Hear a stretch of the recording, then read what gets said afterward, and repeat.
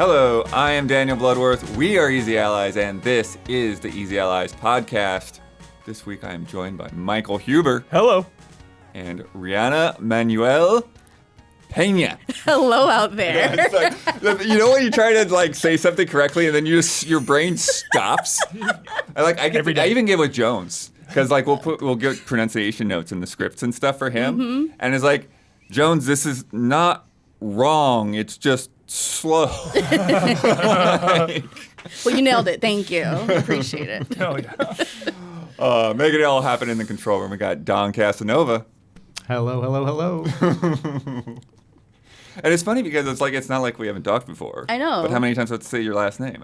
You don't usually announce your friend's last name every time you see them, unless it's their nickname. Yeah. Right.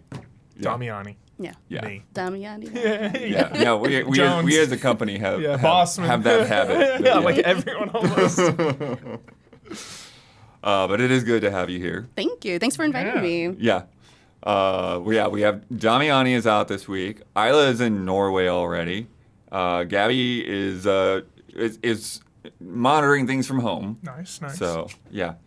But we are here to talk about what's new, what's news, and what we've been playing. We got a lot of stuff. We got those Bungie layoffs, unfortunately. Yeah. I did not want to do that 2 weeks in a row, but it's unavoidable. It really is. We got Mortal Kombat announcements, though. Better? Yeah. A lot of good stuff there. MK. Heaver and I played Thank Goodness You're Here, which is really funny and really bizarre, wild stuff. We'll get into that. You put a lot of time in that Marvel Rivals beta. Oh, yeah. More than I should have, honestly. Sick. And you played that at Summer Game Fest, right? Yeah. Yeah. I'm excited to hear your thoughts. Oh, yeah. Awesome. I got a lot. Huber's catching up on stuff, so we got Horizon Burning Shores. I've been grinding Persona 3, but that's going to be next week when Damiani's here. Nice. So good. And then that Visions of Mana demo you checked out. Yeah. And I played that preview a while back. Yeah. They brought me over. Finish it today, fresh. Nice. Yeah. And then Don has got a special report from California Extreme. Yes, I've got slides to show, memories to share. Get your popcorn. Is there any connection to California Games, the old Genesis game? There's no California Games on display there, actually. Didn't come across California Games. There's a lot of cool stuff, though. A lot of good stuff. You showed a lot of stuff off. Oh, yes. Don does all kinds of crazy stuff for his patron fan mail, and this month was 36-minute long just tour of California Extreme. It's amazing. I'll see if I can beat the record tonight. That's badass. Just kidding. But yeah, before we get into the discussion topics, let's do a little get to know you. Oh, okay. Let's do it. I know you basically because of Andrea and What's Good. Yeah. But you have a lot of things going on right now. Some might say too many. Yeah. So we'll start there. What are you doing right now? And then we'll figure out how you got to that. Yeah. So present day, I am one of the chairs at the What's Good Games podcast. Also co-host of the Danny and Riana show with my husband, Danny Peña. Also CEO of DNR Media Consulting, which is our consulting company that I have with Danny. And what else? Oh, yeah, I'm a mom. I have a little 9-month-old baby. That comes to preview events now. She goes to a lot of events. We were just at Hello Kitty this week. Yeah. Yeah. That was Tuesday, right? That was Tuesday. Yeah. Yeah. I only stayed for 10 minutes, though, because I forgot her formula. And I was like, oh, no. I got to turn around. But, yeah, those are all the things that I do that are public right now. Less gaming now that you're a mom? Much less, unfortunately, which is why I probably shouldn't have played as much Marvel Rivals as I did. Yeah, she was lamenting all the things that she hadn't got to get to yet. Oh, yeah. And it's like you sacrifice sleep. That's really where it goes. So it's like, okay, 3 a.m., 4 a.m. today. And, it is what it is. But, yeah, that's all the stuff that I'm working on right now. With DNR, I have a lot of really fun clients that you'll hear from in the next year or so. And I'll be able to talk more about those things. Yeah, what form of consulting? What are you guys actually doing? Yeah, so what Danny does is, of course, he's been in podcasting since before there were iPads. And he consults for anybody who's putting together their own show or people who want to get into games and start talking about them, but they're not really sure how to navigate the space. So he does a lot of publicity work for our clients. And then I am the brand and marketing maven. So I do a lot of the setup for people's brand asset suites or refreshes, help them with messaging and all that boring stuff that you read on the back of the box. Nice. Love the back of boxes. Yeah, that's me.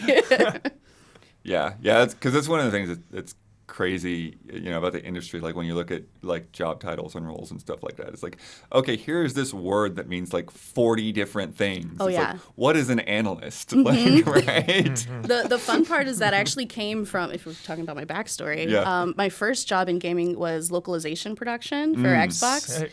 So what's even harder is when you have like a word that you're trying to use like specific like free to play or whatever and trying to translate it correctly to all of the different places you're releasing without bad context, without breaking any laws, like without like voiding any contracts that you sign. Like it's a lot of dancing around. So it's a complicated world. So were you in Washington for that, or they? Okay. Yeah. So is that I how you moved to got connected Seattle. to Zebra?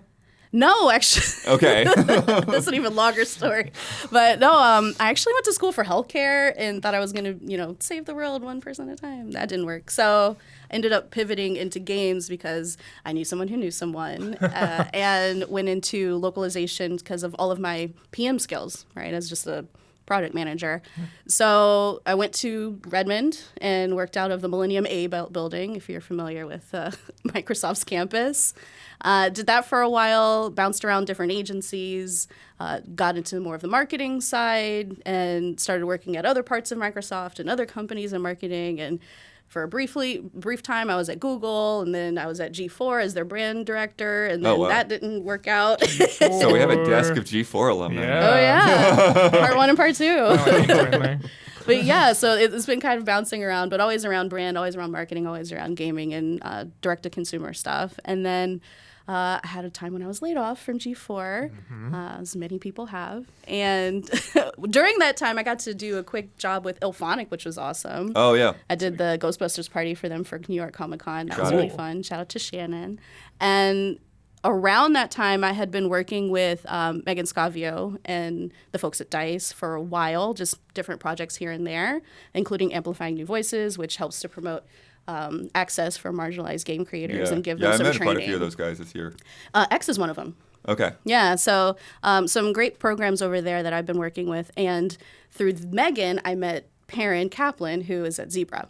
So then I went over to Zebra Partners as head of brand for them, and now I'm on my own. There it is, the entire lore, dude. Yeah. That's awesome. Yeah. I try to do it faster and good faster lore. every time. And then what games do you tend to gravitate to? Because you said you were playing a lot of Rivals. Yes. So you're playing a lot of Call of Duty. Well, I'm always playing a lot of Call of Duty. Yeah. Like that's never out of Always the in rotation. the rotation. Yeah. But lately, I've been playing a lot of preview stuff, but puzzle games. Like I've been going back to old faithfuls. Like I'm playing a lot of Tetris Effect Connected Nice. and Yes. just trying to zone out a little bit. Yeah. And Balatro. high up on my list. And then also mobile games. Like I've been playing a lot of Garden Story, thanks to Andrea. And like there's this one called Love and Pies, which is actually really cute. And it does have some gotcha mechanics, but it's an adorable story. And then you get to like make pie. So That it's sounds not really so jolly, bad. actually. Yeah, the art's really good too. So there's been a large mix, but usually I'm playing something between a shooter or a puzzle or an adventure game. Got it. That's my jam. Sick. And then the other thing I was curious about is having two hardcore gamers in the house. Oh, yeah. What are your interactions like? Are you doing stuff where you play together? Are you doing side by side? Or you just, no, get away from me. I'm going to do my own thing. Funny thing is, we hardly ever play side by side because we're both very competitive and we want our own square. So we play together, lots of Call of Duty, and we do a lot of zombies in particular together with our friends. But it's great, honestly, having two gamers in the house because we don't have to try to justify the time to each other. Right. So it's like, oh no, I need a night. Like I need a full night tonight. And he's like, okay, you got it. I'll put the baby to bed. Like just stay on for 5 hours straight. You're good. And there's, that general understanding there. So it's awesome. Yeah. Yeah, I mean, because that's the thing to me that's like the fact that you both need to do it for work is like even more intense. Because, my wife will use the Switch a lot, and then, be times where like, oh, I need that because I gotta like plug a code into it for it to download or whatever, and it's like, and that's fine, but it's like it's a whole other ball game. It's like you both have deadlines. Oh yeah, we both have deadlines. There's only one PlayStation in the house. That makes things hard sometimes, but yeah, we have 2 of everything else, which economically is not so smart, but it makes sense for us. And we got to invest in that gig Wi-Fi. Yeah. Oh, yeah. The internet bill is Serious. sick. But yeah, we make it work. I need to sort out my internet bill because Spectrum just raised it another $5. They've been doing like every year they just raise it $5 for no reason. And I'm like, I know people with double my speed that are less than half of this price, but Frontier just doesn't go to my building. Yep. So now it's just like, I'm going to call Frontier, and I'm like, what do I Come need to to my do? building. What do I need to do? Tell me. Do I need to have a petition with everyone in the apartment building to like make It's a this collective happen? bargaining agreement. Like, yeah. Tell me. Oh man. Because I'm done with this. When I moved to LA, I lived in 2 different spots, and before I moved, I made sure that they had Spectrum so I could watch the Dodgers games. It's like, does this building have Spectrum? They were like, no. And I'm like, bye. Hey, that's important. Your criteria is your criteria. Yeah. But like, I've only been in my building for like a little over 5 years now. No, a little over 6, I think. Or That's a no, long time. almost 6, somewhere in there. But I started at $60, and now I'm at $115 Dude, per month. it's insane. It's not worth that much. No. And they've also been like this past month, there's been like several days when it's been out for like most of the day. And thankfully I was gone, but I was aware because they texted me. It was like, oh, there's an outage in your area and it'll be back up by like 7 p.m. I'm like, well, glad I'm not at home, I guess. They really should discount you for times when it's down. Yeah. I like this. Yeah. Just give me a little reimbursement, yeah? Yeah. Give me $5. Yeah. $5 back. But tell us about Rivals. Yeah. Sure. Marvel Rivals.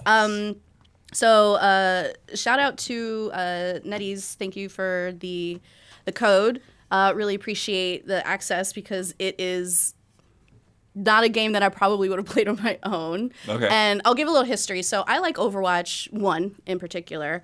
And it was always fun for me, but only when I played with friends, right? Yeah, only of when I had course. time to Right. like figure out a strategy and learn the maps and learn the other characters. And because my friends could explain it to me, because I usually pick 2 mains and stick with them. I don't know what those other characters do, so I need you to tell me, right? So I it's a group learning experience for me, and because I was able to play this with some friends who were also reviewing it, I had that capability. I would not have done this on my own, right? Like it's just too hard. My play hours are weird compared to everybody else. Yeah. So it That's would have actually been one a of the challenge. reasons that I don't play a lot of multiplayer games. Because like you're saying, Right, it's yeah. like, oh, the thing that gets sacrificed is sleep. And so like there's so, like most of the time, it's like, I'm starting to play games at like 11 o'clock or midnight or whatever. And everyone's asleep. Yeah. Yeah. Yeah, because it's like, I got to wait for my inbox to die down, basically.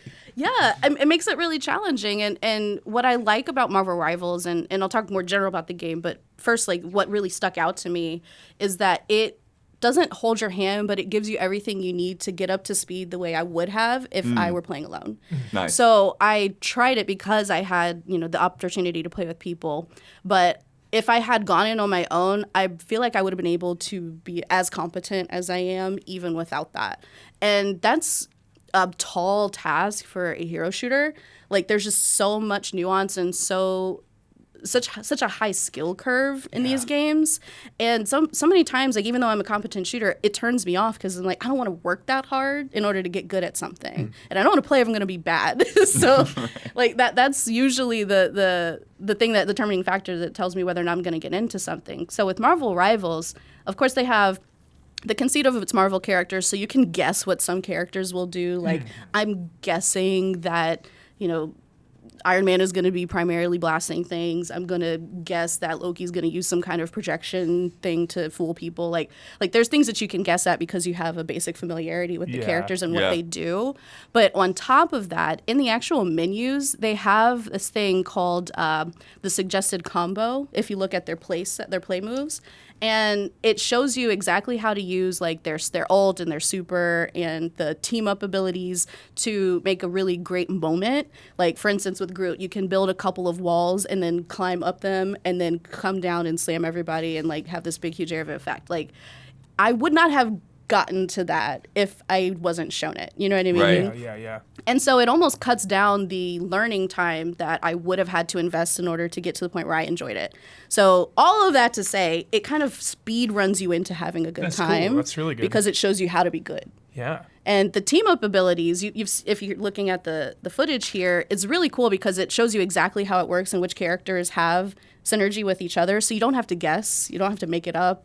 And it's really, again, it's not force-fed to you in a way that makes you feel dumb, but they make it so accessible that you can immediately take advantage of like the nuance of the game. So I really appreciate that. And then other things about it, like it's a lot like Overwatch, you know? So like you know the game types, you're familiar with like the pace of the game. It's a little bit faster than Overwatch in my opinion. I feel like there's a little bit more of a back and forth. It doesn't feel like one team immediately steamrolls the other the way that happens sometimes in Overwatch, especially Overwatch 2. But I like the synergy between the characters. The voice acting is fine. I think they did good with what they have, right? Like it's Marvel, and they're going to show you another version of it that you've seen a million times, right? And we all have our favorite version of these characters already in our back of our minds, so it's going to be hard for them to top that. But I think the voice lines are really fun. Like they have those moments where, you know, if Peter Parker's in the same team as Venom, then they have a little moment and they say something that's really specific to their characters and their stories. That's great. Yeah, Alexander Zirianov, dude. Yeah. Apex. Yeah, we have a Legends. patron that sends in like these amazing Apex supercuts. Oh my god! Of the every conversations. Month. Yeah, well, a lot of the ones he's done have focused on specific characters. He's gotten to more like other topics more recently, but it's like he'll literally like spend like 60 to 100 hours of capture to put together his vignette. Just all the characters like responding to each other differently depending on who's in your team. It's so fun. Yeah, and it's nice to see that dev work pay off, right? Because whatever you may think of a game that looks like something you've seen before, there are a lot of people who put a lot of time into this, and it shows. And you can see the love and care they have for it. I also like the fact that they're doing so many cool things with the animation and the cinematics, and especially with the trailers. If you haven't seen like Nothing Rivals Doom, which is one of the trailers they dropped more recently, it's beautiful. Sick. So I haven't watched that one. Yeah, I'm fully into it. I'm fully on board. I'll probably play as long as my friends are playing. Yeah. And that's always the conceit with multiplayer. It's like, my friends are playing, I'm playing. Exactly. Yeah. But I don't feel like I have to like catch up in order to get as good as they are. Because with Overwatch, I felt like people kind of left me behind. Yeah, so hardcore. Yeah, not on them. It's on me. But who are you rocking in Marvel Rivals? Ooh, Groot is one. Nice. Hulk. I like melee characters in this game. Usually, I like shooters. But there's the Punisher is like your Soldier 76, your typical shooter facsimile. So he's always good. There's also really nice synergy between him and Rocket. Sick. So Rocket's kind of like support in DPS. I tried to play Iron Man. I am just not good at flying. Yeah, I remember Iron Man, and I remember Spider-Man being like really tough. He moves around a lot. Yeah. Yeah. And then I remember I was Magneto, and I was just like shredding everyone. Magneto seemed really OP at the time. I'm sure like, you know, as months go by and they start like balancing and tweaking things, it'll all be taken care of. But yeah, I remember I was like Magneto. I was like, whoa, I feel unstoppable right now. Yeah. No, there's some really good folks in there. But Don found that cinematics really nice. Oh yeah, nothing. Yeah, I saw that, but I wanted to stick with one that had gameplay. So. Oh yeah, no, because that's this one fair. is like just a cinematic, but it is. But I really like what they did with the art style on this, and it obviously doesn't look exactly like it does in the game, but it definitely has the same feel. And I don't want to keep going back to Overwatch, but I'll throw out another one, which is Apex Legends. They have fantastic cinematics, and I get the feeling that they're aiming high, and so far this really nails it for me because it does give you that overall lore dump of why all these characters are fighting each other and what they're trying to do. And granted, what I played is not the final game. So there will be more of this, but I do feel like it's a representative of what you get when you're playing through Galactica. Is it Galacta? I think so. Sort of like the tutorial host of the game.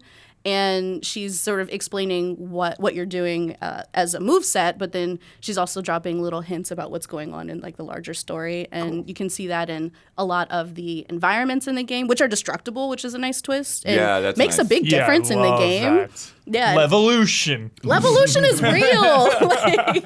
like it really does impact the flow of the game, and there's also a lot of really cool stuff in like the scenery and like little tiny parts of the intro when you load into the map and when you load out if you lost or if you won. So yeah, I think it's a fun world to play in. If you're any kind of fan of Marvel, you should probably find something that you can appreciate. I think it's almost 30 characters already. Wow. That's a lot. That is a lot. Yeah. And they had those all in the beta? Jeez. Wow. That is crazy. The movesets are very, very, like I said, specific to each player. And there's some things you'll recognize from other games, but they do a nice job of showing you like which ones you should probably try out first with the star rating. So the simple characters are star 1. Yeah, the really good. complicated ones to play are star 5. I remember Spider-Man was 5. Yeah. He's crazy. He moves around so Yeah. much. The little guy. Yeah, So quippy. Yeah, I was just thinking about like that and just like how difficult it has to be to have characters that people want to play as, Right. but then also balance them with these roles that you need for it to play well. And then also the added advantages based on the team ups, which you will not be able to predict game to game. So they have to account for every possible iteration, which honestly, I don't even want to see the design doc. It's probably a nightmare. But they did a great job so far. And no, it's not perfectly balanced, but they have time. I think it's so cool how so many Marvel fits into so many different genres. Like every type of video game there is, like you can make a Marvel game out of. Yeah. So I think that's really cool. And I think a hero shooter is like such a perfect fit because these characters use such awesome moves. They you know? do. It's like we have obviously Marvel vs. Capcom and like all the Marvel fighting games, but something about a hero shooter is just like seems like just such a perfect fit. Yeah. I will say one thing that like super fans might get frustrated by is some of the characters don't play the way you wish they did. You know what I mean? So like if you don't think of Rocket as a healer, Right. Yeah, that's interesting. I That- think yeah. of Rocket as like a berserker, like going Right. in, shooting everyone. Yeah. exactly. But no, that's Star-Lord, which you're like, oh, okay. Should have switched those maybe. Yeah. Yeah. So that they play how they play. You Yeah, know what I yeah, mean? yeah. They had to make a choice. Yeah, like Blood was saying, you got to put them into that box, basically, like Right. healer, support, or DPS, whatever, tank. Yeah. Hopefully they get a little better at like communicating what each of those roles look like in this game because you kind of have to play to figure it out a little bit. Oh, okay, got it. Yeah. Yeah. Yeah, well, and that's the thing too is like people are going to go to the characters because they like the character Yeah. and figure out Exactly. Go from maybe there. I don't like the way they play. Everyone's going to pick Spider-Man and be like, what the hell am I Yeah. doing? How's the progression? Do you like unlock just skins and that stuff? Purely cosmetic, nothing that impacts the game unless you think like the shade of your costume would affect your visibility, maybe? Sometimes it could. Call of Duty, I know that's Yep. always Yeah. a big thing. Some glowing arms, you know, Yeah. might give you away if you're trying to corner camp.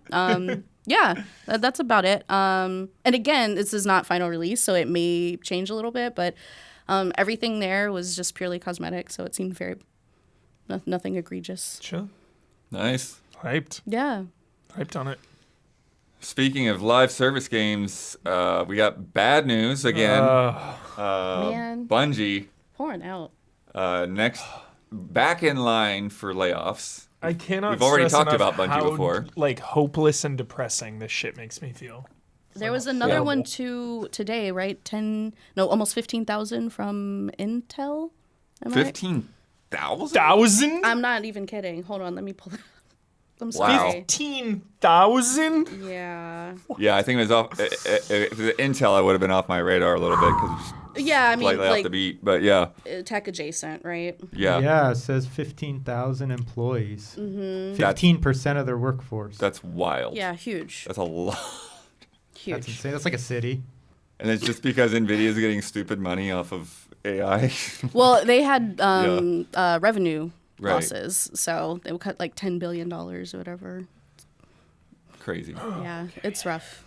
But yeah, with Bungie, now this feels like it pales in comparison to that.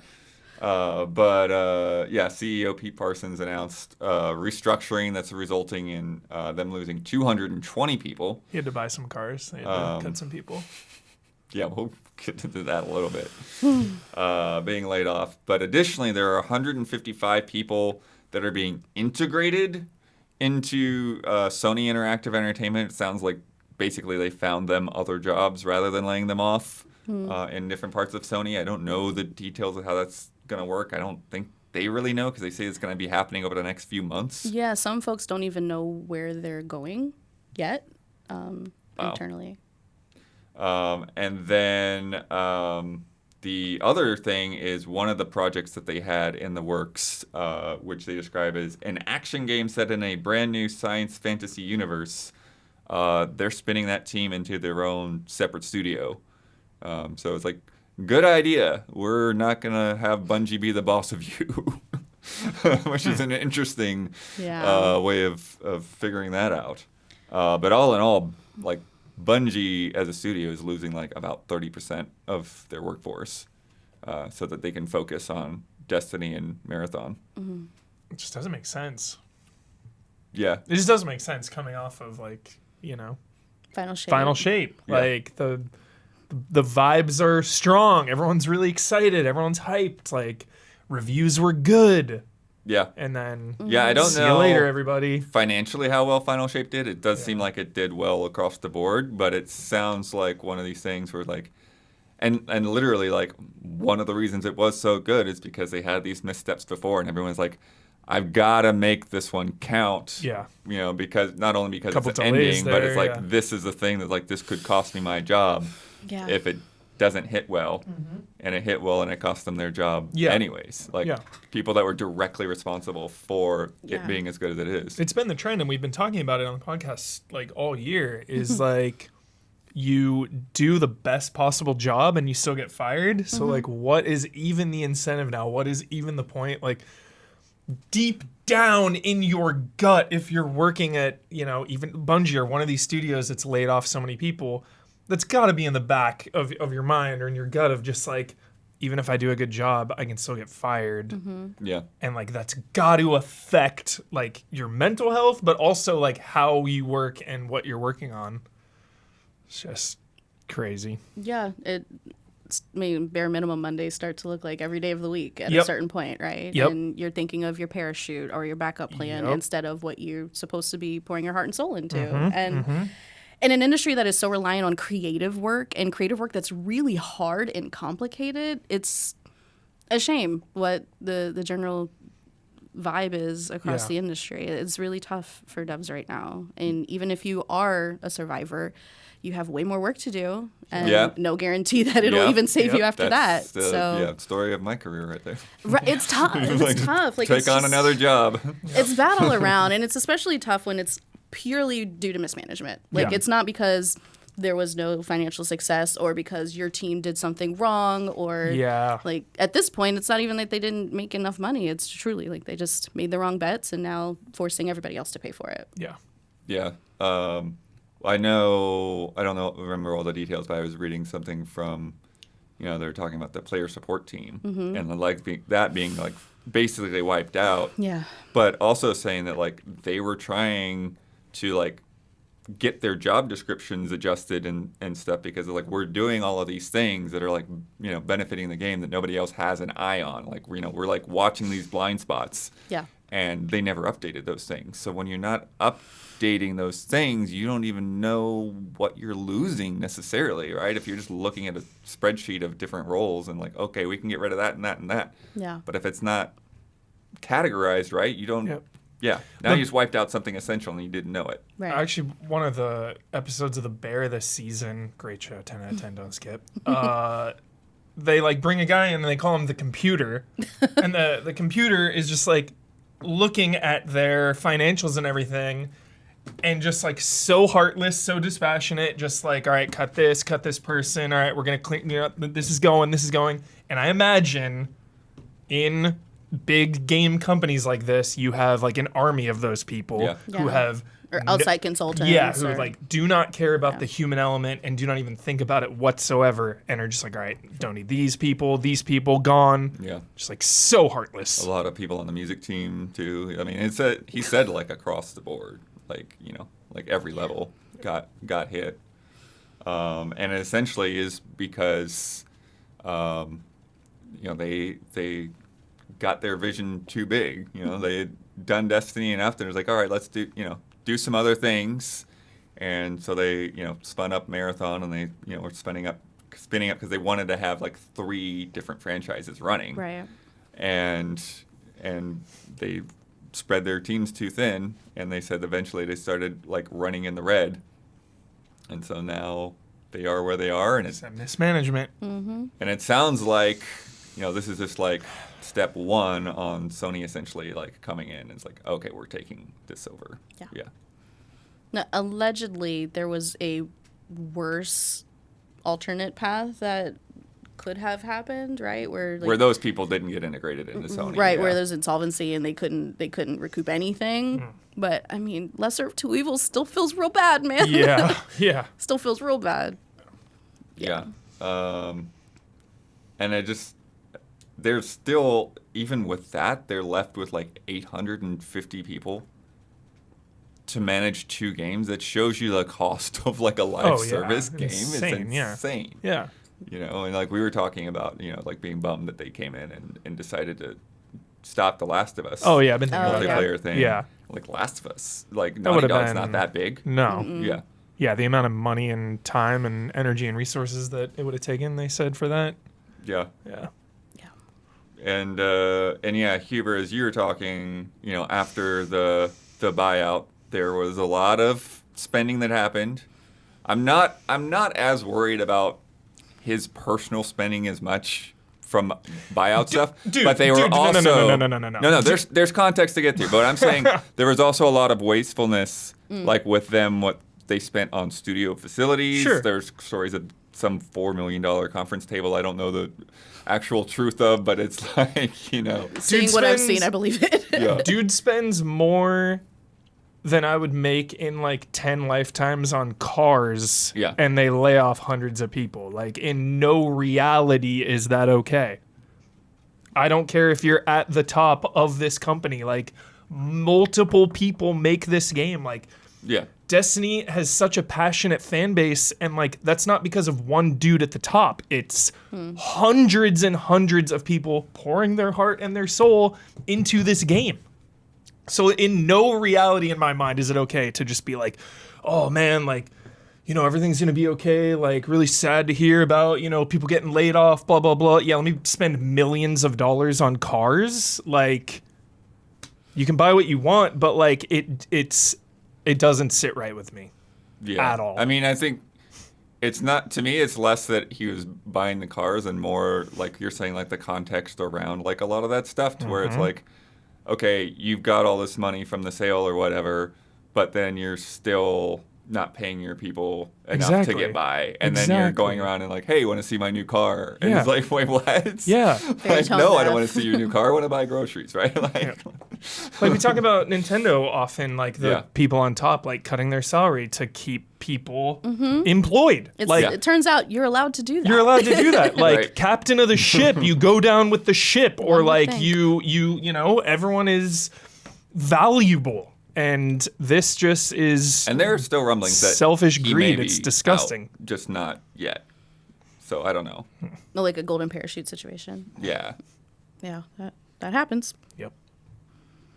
Yeah, and it just makes me like so depressed. Not only about games, just like everything. Just thinking about just this has so many parallels to like the current state of like business and stuff like that. No, yeah, it's like a microcosm of late stage capitalism in this country and the world. Yeah. It's so great. Yeah. So yeah, it's rough. I don't know if I have anything else to say about it. It's something like we end up having to talk about one way or another every week. It's just so wild that you freaking stick the landing, dude. 10 years later. Yeah. Destiny 2, like Final Shape is so sick. It's one of my favorite. So good. Yeah, it's one of my favorite things of the year. And this has been a pretty good year so far. And for the victory lap celebration to be layoffs is, frankly, it's fucking disgusting. Like, who's gonna accept the award? Yeah. Like, right? That's weird. Yeah. Well, I mean, with the previous round, people that had accepted awards specific to their work still laid off. Yeah.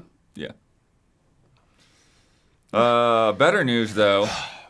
Get you in particular back up. Yeah. Mortal Kombat. Yeah, Don. Chaos reigns. T1000, dude.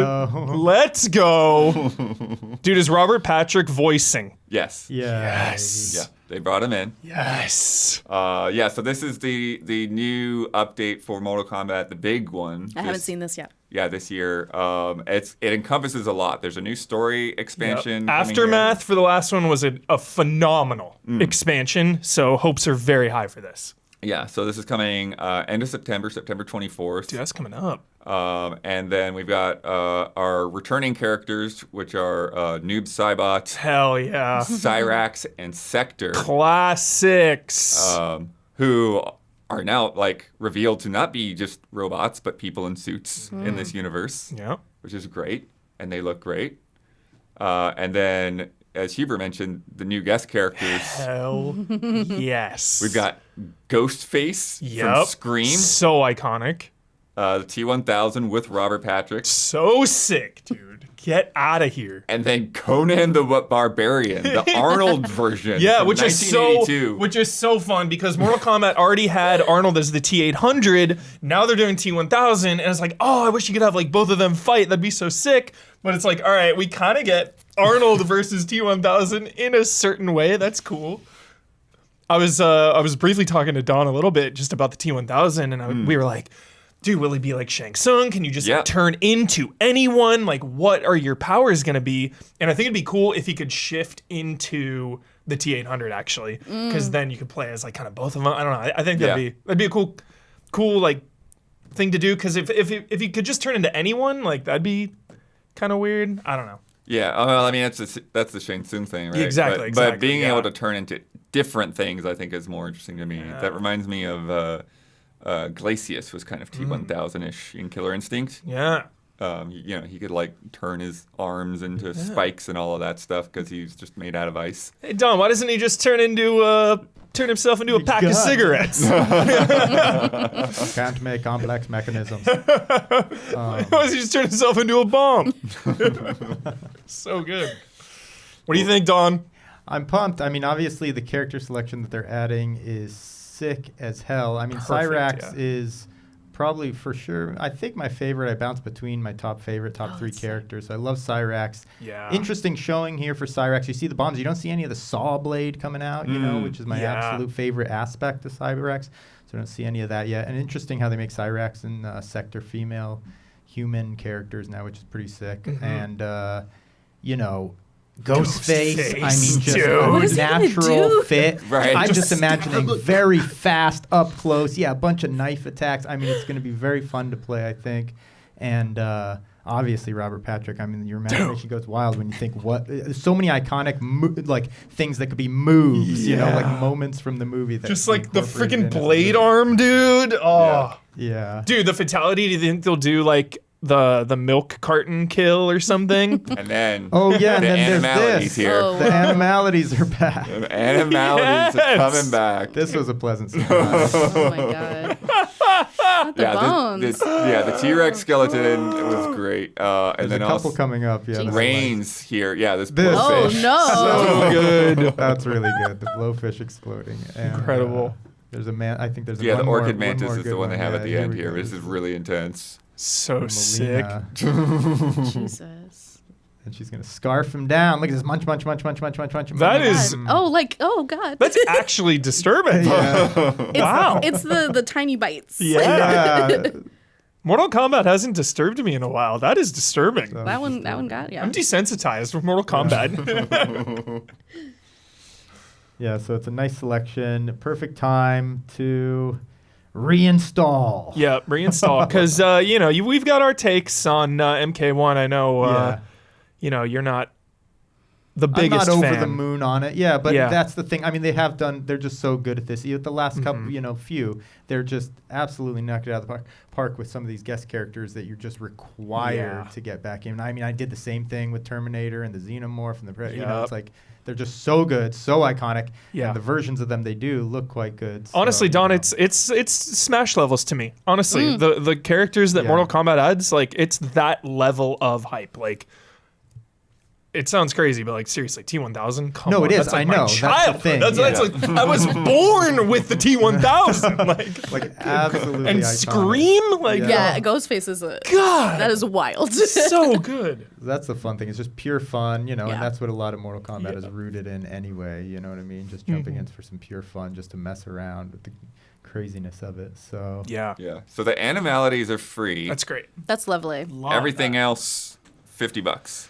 50, yeah. Aftermath was pretty expensive, but it was sizable. I mean, that campaign was hours and hours and hours long, and Impressive. new stuff. Yeah. So if you got the Ultimate Edition initially, though, is this included in that? Do we know? Or do you Great have to question. pay for it? I think the characters might be, but not the DLC, I believe. Yeah, 50 I'm trying is to a remember. lot. Because 50 is Yeah, pretty That's high. hefty. That's It almost like a brand new sure game. It is I a new guess. game. Yeah. Yeah. I mean, it sounds like that's what they devved. So Yeah. I'm sure the story expansion is pretty robust, too. Yeah. so. Aftermath was high budget for sure. we should pay the devs what they were. It is tough, like thinking about, just the state of MK1 and just when, like, because I reviewed it, so it's like, it's so tricky because it's like, all right, I feel like the foundation of this game is like pretty solid and it's Mortal Kombat, so it'll be supported, so I have hope for the future. And then like that goes one of two ways each time. It's like, okay, the game just gets better and better and better, or it kind of just like fizzles out. And I feel like MK1 kind of fizzled out there, Don. Oh, for sure. I Just mean, like and I the think board game and stuff. I thought maybe they could add maps or like do cool things with that. And No, same. Yeah, I mean, honestly, that's really how I felt with the last couple. Like, honestly, it's like NetherRealm, whatever, since it's been in their hands. Yeah. There's a lot of good, and it's like double-edged sword, where it's just like extreme levels of hype leading up to it, followed by possibly a faster burnout than expected on what's actually in the game, and then the same kind of pattern of like these characters that bring you back in because you have to, because they're so iconic. So Yeah. you have to commit some sort of investment again into it. But then, a little bit of exhaustion on just, because there are so many microtransactions to the 10th degree. So and that's great. That tires hurts. you out after a while. Yeah, that $50 price, like in addition to microtransactions and all that. I know it's just cosmetics and a bunch of other like fatality bullshit or whatever. But cosmetics can be so fun in Mortal Kombat, though. So it does sting. It stings a little bit. Yeah, for sure. So many. So as far as I can tell, the premium edition only included the previous combat pack that had like Peacemaker and Ermac and all that. Ouch.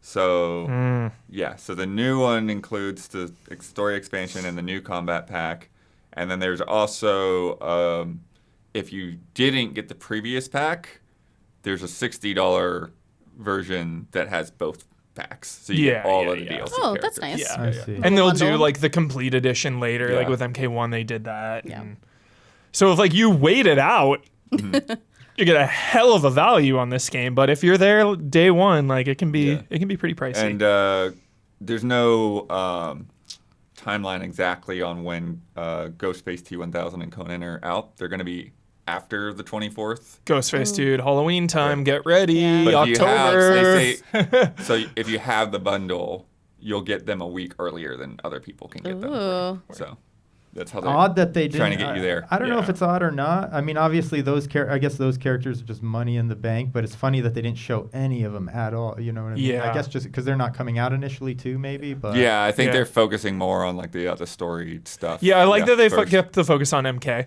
Just like the Yeah. story and the characters and shit. Because Cyrex and Sector and New Cybot, I mean, that's iconic in itself. Yeah. It's wild. very pumped for Cyrax especially. Yeah. Can't I hope wait. they have the Sector bomb Earth exploding fatality. Love it. What's I your don't- fighting game of choice? Oh my gosh, I am so bad at Same. fighting I'm games. terrible. So bad. Mortal Yeah. Kombat's up there. I would say Smash. Like that, Smash, yeah. That's got to be the one. I played Melee for 4 years straight, Nice. like every day kind Mortal of Kombat thing and in Smash. college. So Same, yeah, Two best. Excellent. yeah. Okay, Huber, we've been playing Thank Goodness You're Here. Hell yeah. Do not skip. I finished last night. Nice. Two nights. Yep, 2 nights Yeah. for me as well. Yep. A little longer than you thought, right? Yeah, it took bit. because they were saying like, oh, just 1 or 2 hours, and I think it's probably closer to like 3 or 4 by the time I got through all of it. But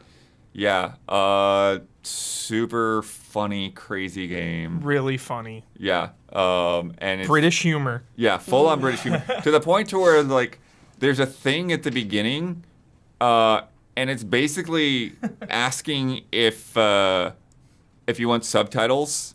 But it's like it just starts off with like this question is like, if you understand it, you don't need subtitles, and if you don't understand it, you do, because of the accents and the slang and everything like that. So like the subtitles are just like, you actually understand what this person just said. Even if you know English, you might not. I love that. It is a delightful little game. You are this little tiny person Yeah. in this world, and you're basically like going around town doing chores for these people. Yeah. You know? Odd jobs. Very Very odd jobs. Yeah. Oh, And there's not a lot of buttons. There's a jump button and a slap button. Yeah. And you can like interact with the environment. You know, you slap some things. But that's what's funny too, because those are the only things that you can do. Yeah, jump and slap. So sometimes like dialogue, it's like the only way to get this person to talk is to slap them. Yeah. Oh my gosh. Just walk up to people and slap them. Yeah. Like, But you're like so tiny that it's probably just like a little like hey, little poke. yeah, and whenever somebody has, like a task for you to do, like it actually says it. It's like, oh, thank goodness you're here. Yeah. Like, Oh, It's yeah. so funny. Every time. I loved it. I loved it. The classic improv line. Yeah. Yeah. Oh yeah, that was the other thing. Like the intro and like the pause menu were just like full on like real life footage. Yeah, I saw FMV. I was like, what? Super weird. Yeah. And the other thing that's funny about the slapping is that they've made it so like just about any object will like react to it in some way. So like they'll get like a little scratched up or bent or broken or whatever. And people are just in the weirdest situations. So like there's this guy here in the plaza at the beginning where he's like stuck his hand down a hole Oh my god. to get a penny, and now his hand is stuck in the hole. And every time you go back and forth across the plaza, there's like somebody else like trying to to yank help. him out. And so you need like to find something to like to grease him up to get his hand out. And the bakery, the bakery assistant has like lost the keys. Oh. So you can't Classic get in there. adventure stuff. Like find the Yeah. key, open the door, Yeah. get in there, But it's like climb you up the room. Yeah, that's the thing. It's like these things like all kind of link together, and it's like you'll be off doing some other thing with something that's like been left undone, but eventually it all just like it connects. So it's like ADHD the game? I know it really is because like when you get into this pub, like you fall down Love the the drain pub. by accident, and then you're able to help out with his kegs, his taps that weren't working or whatever. Oh, wow. But they get into like all of these really surreal moments where like, after you've done that, the way you get back out is you get sucked into a keg, and then you're just like floating through beer bubbles. Yeah, it's and there's bizarre. like people talking and stuff in there. Oh, look, you Thank talking goodness about you're bubbles. here. There's another part later on where like you're getting meat for somebody, and like you're like inside of the meat and like talking to other meats and like assembling this huge meat monster. And it's just God. like, what? I don't think I have the meat monster. You don't have to No. find every specific shot done. The But meat but it gets monster. weird. yeah, but they get really, really weird. There's no like real huge overarching story. It's mostly just like these. Well, the goal is what you saw at the beginning is you're at the mayor's office. Yeah. And he's busy. Yeah. And so you're waiting, and while you're waiting, you wander out the front door, and then all of this. Oh, Yeah, and then okay. you just meet these like real quirky characters that have you do little odd jobs like Bud was saying, and do that for a couple hours, and that's the main bulk of the game. But the environments are really cool because they kind of connect in on each other. Yeah. And like you were saying, the guy with his hand down the grate, you'll leave and come back, there'll be a new person trying to help. So like the environments, even though there's only a few of them, they feel really reactive to kind of like the place you are in the story and what's going on. Yeah. So I really liked just the whole vibe of the little area you're in. Yeah, and that's what's interesting is that, like, the way that everything connects.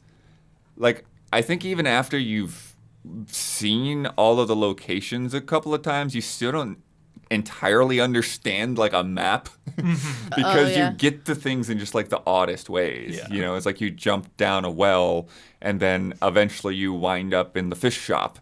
You know, and the guy's selling fish and cigarettes, and the cigarettes are coming out of the fish's mouths, and it's just the weirdest. Oh yeah, and this thing where they have you mow the lawn while the flowers are talking about how much they love each other. Oh my god.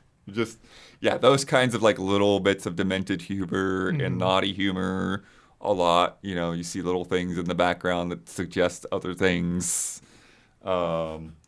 But with that thing, with the way the screens connect and the locations connect, like a lot of times, like paths will be blocked off, and so like you're forced to go through a certain way or to like retread a certain area that you haven't been to for a minute, and that leads to its own like little bits of humor where like you just kind of keep being a menace. Yeah, you're to kind some of a of menace. these guys. Yeah, you're kind of a menace.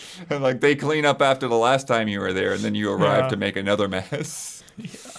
This is cute. Tony's parked vans. Yeah. Never caught This is like funny little ways of like blocking the streets. There's another there's like a student driver or something that will block random alleyways now and then. There's a pair of sisters that like every time you walk into the store, they're bickering about something else and calling each other the B word constantly. So not a game for kids, despite no, the it is pretty very, adult very style. not for Humor, kids. Yeah.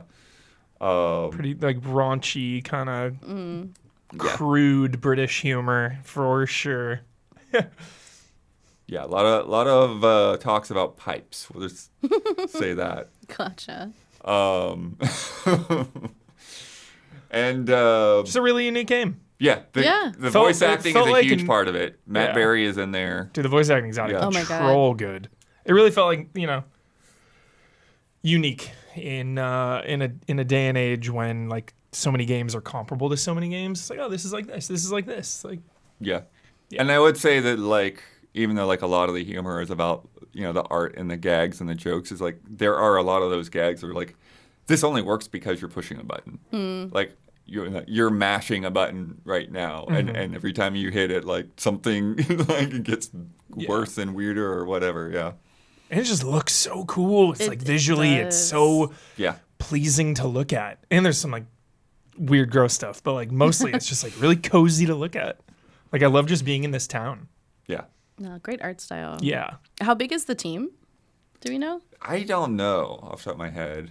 It didn't seem like that I know many. it's a smaller team. Yeah, the credits were Cole not Supper, long. and then Pop Agenda as helping, and Panic was publishing. So, so small teams working together all around. Yeah. Oh yeah, this is the fish shop here. Highly recommend. Don't And yeah, skip. that's the other thing too. Is there's constantly things written in the background. Yeah, They're extra little jokes. There's a lot Dude, to I think- absorb. I think Eurogamer gave it a 5 out of 5. Yeah.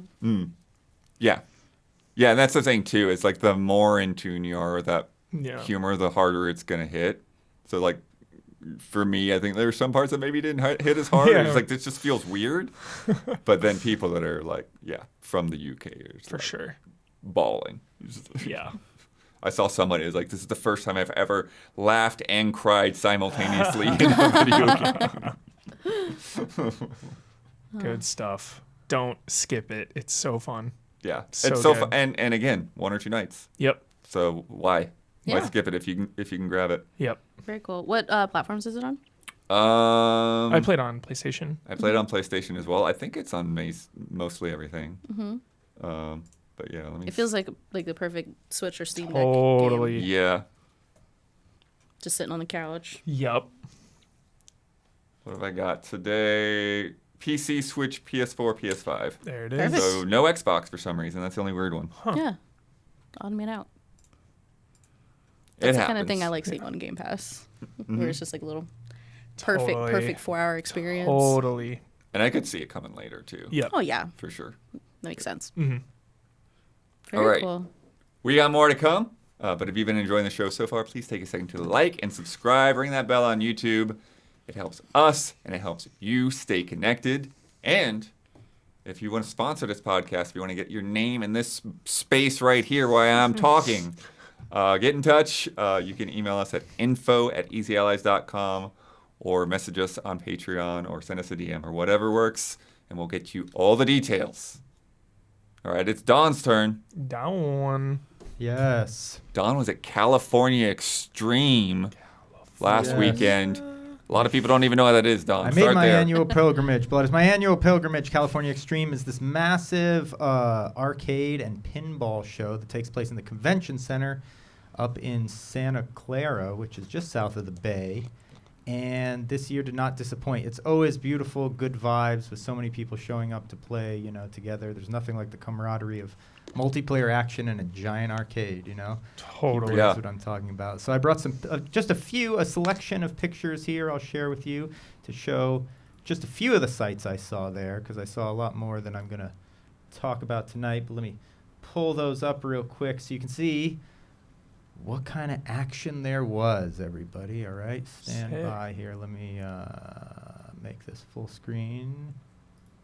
All right, so the first thing you see there is unusual and rare games, Huber. A bit of oddities like Never this heard one. of this. Hunchback. I hadn't either. 1983. I had to get my hands on it, and it turns out it's just a simple kind of platformer that's quite fun. So this is like one of the early stages there, where you're just Like traversing this Pitfall, dude. Yeah. that's what I was castle. Yeah, thinking. very Pitfall-ish, and you're this hunch. I assume you're Notre Dame. You see, you have the bell there at the end. You got a ring at the end of each stage. So the stages start off really short and simple like this, but then they get like longer and more complex.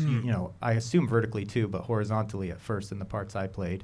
And just, crazy platforming, fun stuff. Bizarre things like this you'll come across, which is very fun. This is Bandito. This is a Nintendo game from 1979. Wow. Blood pinged us about this, me about this, I think. Yeah, Chris Kohler alerted me to this. Yeah. Slack to make sure I checked it out while I was up there. And this did return this year. I've actually seen this previously, but this is a game, Huber, 1979 Nintendo. Miyamoto did the art on this. Now look at the I was controls. gonna say, this is beautiful. Look at this insane control. Dude. So it has this like metal. This is like a heavy metal. This This whole is cabinet was like made out of sick. heavy steel. But this joystick to move, and then you've got that like dial that you turn to aim, and then you push the dial down to shoot the guns. And you're in the middle. You're this little cowboy. Look at the Miyamoto art. Just gaze upon it. Gaze upon the beauty of it. And Yeah, so this all was the- originally called Sheriff in Japan. yeah, Sheriff. Now it's Bandito. But these little villains are rotating around the outside sort of perimeter, and you got to move all around, rotating your gun and shooting them. Simple little concept. Plays well. It was fun. Looks fun. Simple Yeah. Don, looking animation. at those colors, were those was that actual sprite colors, or was that the thing where they had like a colored overlay on This the one screen? here had sprite color, and then you're just seeing some weird little bit of a colored reflection off the camera okay. on the top, that red. But those colored characters were actually sprites. Yeah, they didn't have the plastic overlay on this thing. Yeah, because you were telling me about that with the Vectrix. Yeah, I'll where show you a little it's bit just a white thing, but that you put different overlays for different colors. Yeah, which have like colored patterns. I'll show you. I think I have a little bit of Vectrex in here. Look at this weird game. This is another oddball Dude. killer. Yeah, What? this thing, Now listen to this bizarre This game, is Hubert. speaking to me. 1986. This has sort of gathered a cult following over the year. It was at the show last year and it had a huge crowd. This year it wasn't as busy. Let me just explain before I show you the graphic. Let me just read you the description of the gameplay. Huber, you take on the role of an unseen torturer who must maim, mutilate, and murder restrained non-player characters in dungeon settings. Is that disturbing? Oh my Put the kids to God. bed. Very So disturbing. you are Jigsaw, basically? Yeah. What? Yeah. So What a premise. Who made this? extremely insane. What sick mind like So wait cooked till this up? look at the graphics now. I'm going to show you on this because they'll disturb you even Yes, more. this is- So look, so there's all these hidden objects you got to find within the thing, but basically what you're trying to do is you're trying to kill all the people as fast as possible. Love that. Oh So my here's the God. graphics. So there's these grotesque, Dude, there's what? just these grotesque torture chamber things, and everything you can interact with This the is gun. So you have that shotgun you saw, unreal. right, Huber, that you're holding, and you can shoot all the skin off these people's bodies. You can activate all the traps. So you activate the blade to drop and chop the person's head off. You activate that screw device to squish the head. It's morbid and macabre and bloody as hell. And this is 1986. Where can I So play as this you can thing? imagine, Huber, this was not a success. Arcade wonder why. owners didn't want to buy this thing, at least not in the United where would you States. put this? Apparently, it did okay internationally, but this is not a highly produced game. So numbers, so pretty rare now. So just one of these oddball things to come across. Yeah, you see the time left. You have this meter in the middle bottom of the screen that's running out. You got to quickly kill these people. Done. Yo, is California Extreme still on? Did I miss it? It's just that weekend. You got to tag along next year. You got to tag along with me. We got to. Oh, Don, you know what this reminds me of? And it's totally unrelated, but when I was a teenager, one of the video rental stores in my neighborhood, the building was an old bank. And so They had a vault. They had put the horror and sci-fi in the vault. Ooh. And so this is the kind of thing. It's like, oh, This you would got be an in the arcade. vault. Be in the vault. It's in the vault.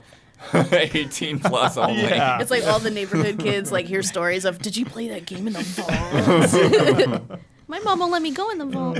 So just clarifying for chat in case I misspoke, but yeah, no, this chiller is not developed by Nintendo. That last one, Bandito, was Nintendo. Bandito was originally Sheriff, which is a Nintendo game that was localized and published by whatever American company here. Yeah, Dino Pulse has told us Exidy, a company called Exidy, made this chiller. So Chiller, dude. Yeah, Was there ever a home console release? So Huber, For I looked Chiller. up this game. I did a little research. There's an unlicensed NES port for Nintendo. Somehow an unlicensed port made it to Tengen or Nintendo. something? That thing's Wow. probably worth a pretty penny. But yeah, Wild. so that's the only port ever made of Chiller. Watch, it's probably the same people that put out that unlicensed Noah's Ark or whatever. Oh yeah. Noah's Ark on one hand, Chiller on the other. rogue producers. So what else do we have? We have the crazy other oddities like this, less scary oddities. Crazy Auto. A lot of people know about this. This is there every year at the show. It's the early version of Miss Pac-Man. Basically, another company produced an upgrade kit for Pac-Man. I'll battle anyone in Pac-Man any day, This is a good anytime, venue. Huber, anywhere. They have Pac-Man Row there, Huber. It's basically a row. I'm gonna train all year for that. Every single Pac-Man game ever released was just lined up in their arcade cabinet form. I mean, we're talking everything. That's a pretty insane high score right there, Pac Don. Jr. Holy shit. Yeah. There's some high scores on these things. Most of these machines are brought in by private collections. Generous people lug their machines down there to let people play them. So it's really sick. So you play some really rare stuff. So this was fun. Crazy Auto. This was a cool one, Huber. Cool. Anger Express. I got to play. Danger Express? Danger Express. I'm sorry. Danger Now Express. this one again. Now check out these graphics. Yo! Graphics, Huber. This one spoke to me. That looks like Johnny freaking Lawrence, dude. Cobra Kai. I got to play. Oh, this is the one you were saying. Yeah, it looks like Pit Fighter. Right at the end. Yeah, this has kind of digitized Wait, graphics. is it Johnny Lawrence? William Zabka? Fighter. Revolution X. This is the early 90s. This was 1992. Now, this is an Atari prototype beat 'em up. It actually was never released. It was released as a test in test market. So they made 80 of these machines, but then never produced it after that. It was pulled because it wasn't popular. The thing about this, I don't have a video in motion right here, but the action advances forward. So everything is coming towards you. So even though I'm facing sideways right now, I'm just standing like that, but you move your characters in a forward motion, and everything is digitized, kind of scrolling. Was this towards before or you. after MK1, Don? This was 1992, I believe. Okay, yeah, So right there. right there. Right there. Yeah, right there. Ed yeah. Boon, dude, looking across the aisle It at might have- Danger Express. Yeah, that tech that they used to digitize was pretty much the same tech they used for all the different games. So it probably used the exact same tech to digitize that So Mortal cool. Kombat did very and cool. everything. So let me see. We got to move on. This is going to take. I'm going to try to get through some of these quicker. What else is there at the thing? There's pinball. Let me pull up some pinball It's one of your favorite arcade games. photos real quick. Ooh, Pac-Man. This has Pac-Man. got to be up there. Perfect game. But yeah, it's Perfect. the perfect game. Yep. Yeah. Like Pac-Man, Tetris, there's some games that just Yeah, best games ever. totally. Yeah, so now here we Time go. crisis. We Don's always got to bring out the bride. Gotta bring up the bride of Pinbot. She was there, of course, so we got to spend some time together. I won't kiss and tell on that, though. That'll be for another time. Another time. But a bunch of other pinball. Look at this, Huber. I bought this new deadly weapon, unlicensed, Holy lethal shit. weapon knockoff. Such a Giving me Lucky and Wild vibes, Oh, dude. I wish Do they have Lucky and Wild? I just thought I wish they would have Lucky and Wild. They've had that in the past, Huber. They've had it in the past, but not this year. It wasn't there. Damn it. You get to play all these ones and see these games you never get to see before. Now look at this. This is for you also, Huber. Godfather. Wow. Premium edition. This thing is so fancy. So Can you Is it zoom in on the scene? board? Is that a scene from the movie? So beautiful. Yeah, they have the movie scenes play on the back Yeah. panel. Yeah. Let me see. Sick. Let me see if I Can can we zoom in there? I'll try to zoom in a little. Hold on. Yeah. 1 second. But the thing I want to show you. Yeah. So this game here is $11,500, Huber. This is premium quality, huge video screen and everything on it. Let me see if we can. Whoops. Yeah, dude, the hearing's right there. There it is. All right. Let me pull this up full screen so people can get it. It's so Wow. cool. He's just looking over you. It just has tons of lights and action and this huge video screen that actually the whole thing almost is a video screen. The Godfather 50th anniversary. Now this machine I've played before. It's actually in the Valley, Huber. We can play this. Oh, if you want shit. sometime. Ooh, Yeah, it's at a sick. little Korean restaurant I Cool. know of. But the thing I wanted to show you about this game is this. You get to see really sort of rare special things. Hold on 1 second. I got to get... Okay. Look at the topper on this thing. On top of the pinball machine, you got this little guy, and this animates. So you see that guy with the Tommy gun? No. Yeah. So when you activate this certain mode on it, he like just becomes alive, and there starts becoming these like flashing lights, and he's like, like animated shooting the gun, like all at the people standing in front of the pinball machine. Super cool. That is incredible. Don, it's so big now. This is so zoomed in. I can see that the 11,500 is the discounted price. Oh, yeah. The It's discounted usually rate. 13,000. 13 G's. Yeah. The cool thing about this show, a lot of the games actually are for sale, and then as the show goes on towards later on in the evening, they Joust start hype. lowering the prices. Now look at this. This was another oddity I never saw. Yeah, this was Joust crazy. branded competitive head-to-head pinball. Look at this. What? Yes. Yeah. So you play against each other. You can hit the balls like through special little passages onto the other side of the field, and then there's all sorts of targets all over the place. So you're getting points not only by hitting, particular things on your side, but then you're trying to send, crap over your friend's way, kind of like a Tetris battle or something like Right. that. And then if it goes down the hole, you get points for that. This is another one of those crazy oddities that was so fun to play. I'm so glad I got to try it out, but it's just bizarre. This thing never took off. Apparently, this machine was made in '83, right during the crash, so it was just the wrong place and the wrong time. So this head-to-head pinball never took off. John Wick. But yeah, John Wick. I'm glad you saw that. Head-to-head pinball. One thing I was gonna say, can you imagine like if they designed more complex table, you could have like ramps and whirling gig things all in the center of the table that it That'd could be travel rad. through. You know what I mean? It'd be really cool. Joust in general is something that I haven't touched for a minute. It's It would funny be that it's a fun to go joust. back to and be fun to imagine like what they might be able to do to like if they ever brought Joust back. God. Yeah, joust. Someone's read thinking it. about it. How many machines did they have, you think, Don? Hundreds. I don't Hundreds. know. Yeah, Yeah. hundreds. Yeah. Multiple rooms. I mean, Cool, it's a whole cool. convention center. It's huge. So sick. Yeah, so here what you're looking at is just the Stern area. This is all new Stern pinballs. John Wick had his presence, as you can see.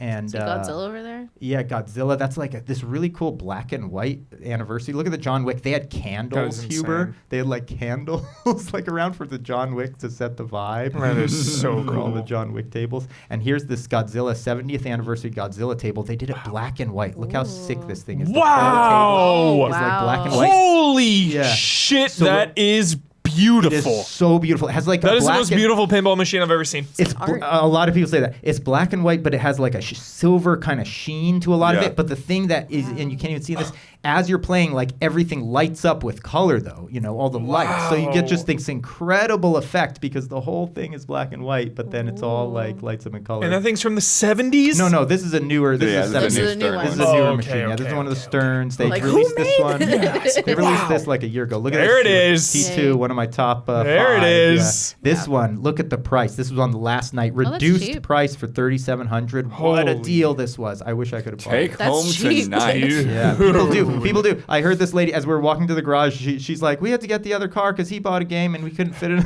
People just buy games here and like drive them home. It's so good. This one had all this like, special blue and red lighting. Oh, it looked so nice. It played really nice too. Oh my God. So T2 was good vibes. All right, we'll get through some of the. I'll skip some of these others since this is taking a while. Blood. Okay, we're gonna skip Okay, some. no worries. This is good stuff. Yeah, Don. So they had a bunch of I'll skip them, but they had a whole bunch of they had the whole Atari collection of pinball games. Atari actually made pinball Oh, right, for right. Do just some, a few show them years. real quick. Just Yeah, rapid just fire those ones restart. at least. Okay, in the late 70s, Atari actually made some like I think 10 or 15 different tables. They had almost a whole collection of The Skynet Atari Command games. Center Yeah, there. yeah. You Love see it. the artificial Hold on, I'm intelligence on the left.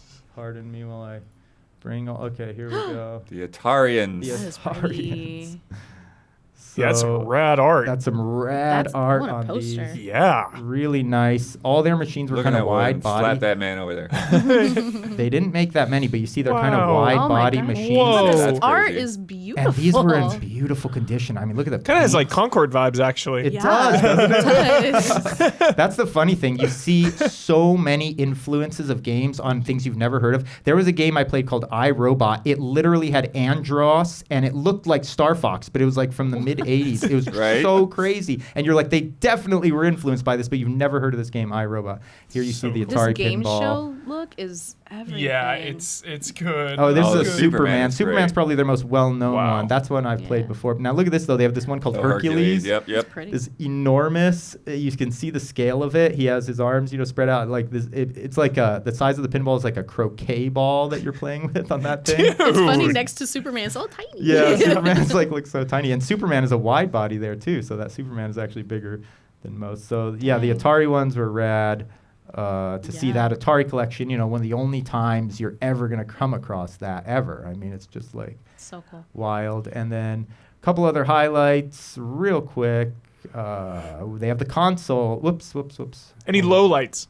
Oh, there was a lot of lowlights, but we want to get The into carpet, maybe. Sticky Yeah, carpet. rate that carpet, Don. Sticky carpet. Look at this. Jaguar Like CD. So my most wanted console to stumble Aw. across was the beautiful Jaguar CD. Look at the condition of this, Huber. It was absolutely impeccable. That is quality. Very nice. It was. I was actually just running- looking at the Sega CD library and how minimal it was. I Right. know, it's sad. I'm just getting into collecting Saturn games right now, and I'm realizing how minimal it is. It's kind of Yup. depressing me because I'm so pumped, but then I'm like, It's there's not that so- much. Yeah, I but mean, there's a there's- lot of Japanese Saturn games. There's a lot in Japan. Yeah, There's I a lot gotta in get into Japan. the There really Japanese needs to ones. be some good Saturn collections. Yeah. So this Jaguar, I'll just skip through. Here's the Vectrex. This had vector graphics at home, and then here's the plastic overlays that Bloodworth was talking about. The graphics on this are like black and white vector graphics, but they would have these different screens that you put up with color that you'd clip onto the front of the monitor to add color. So this one's kind of simple because it's just a blue grid pattern, but some of them would have mountains and objects and colored, multiple colored things. So it's pretty cool, this vector. They had a marketplace. The marketplace was strong, buy all kinds of games. I had some good pickups. Look at this thing, Huber. There's your Sega CD, that beautiful stack from the Look at 90s. it. That beautiful beast. Everything. The Game Genie, The dude. Game Genie and Sonic and Sonic Knuckles and on top. Knuckles. 32X. So funny. They're all Max Stack. Yeah, that's the Max stack. And there's my Jaguar. Playing this unknown F1 racing game. Yeah. It handled so good. I have no idea what the game was. You jump back to the title screen. It didn't have the title on it. It wasn't checkered flag. I don't know. It played very good, so I got to Dude, that track that. Trinitron is sick. I got to Yeah, track that down. broadcast monitor. Yeah, so in this room with the consoles, they have maybe 40 different consoles. Just every console, all set up like this. You just walk up on tables, all next to each other. Everything. Such good vibes. All right, just Unreal. one. I think we have one more quick of just a couple of the more highlights. Stand by. So many things to swap between. Here we go. Oh yeah, right next to Yes. dude. There's a coffee shop by my house that has an NBA Jam arcade machine, but Oh. it's broken. Oh. Bummer. It's just sitting there. I'm like, someone fix this, please. Look up a YouTube tutorial. I'm sure you can.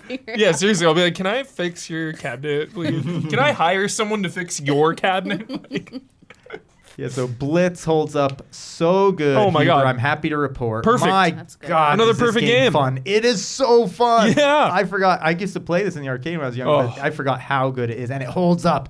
It just makes me so depressed that the NFL license is locked up with Right. EA Yep. because these the kind of Goodell games, crime family. yeah, they're just they can't come out, and they're so much fun.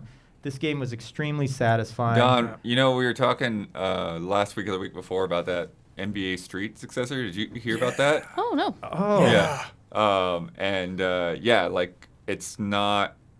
It's being done by people that used to be at EA, but they're doing a new team, but they don't have a license, so they just like have all these over the top kind of characters and That's stuff. fun. Which is actually Fun. awesome because, each character seems like really defined and Yeah. really unique and like interesting looking. But I think Yeah. it's the thing is like the only ways to get attention is like either you have The licensing or you have yeah. something that's that big and like attractive characters. Yeah. Yeah. that's perfect. Blitz, dude. Yeah, so Blitz holds up. It was a blast. I was the Eagles. We won. Hell yeah, what take 'em I mean? down. Pulled away. So that was good. Get wrecked, Jason. There are a bunch of these Astro City Japanese arcade cabinets. Blast Hubert. City? Oh, they are so fun to play on Have I these played Astro Blast City. City? These Astro City This one cabinets. looks No, it's just the name of the familiar. cabinet. These are the Japanese cabinets. You've seen them before. Those buttons and joysticks look good enough to eat, don't they? Yeah, oh my they God, do. They look I yummy. actually kind I of can- look I- like Smarties. They Yo, feel Don, images good to play on. you can hear. Yes. This is one.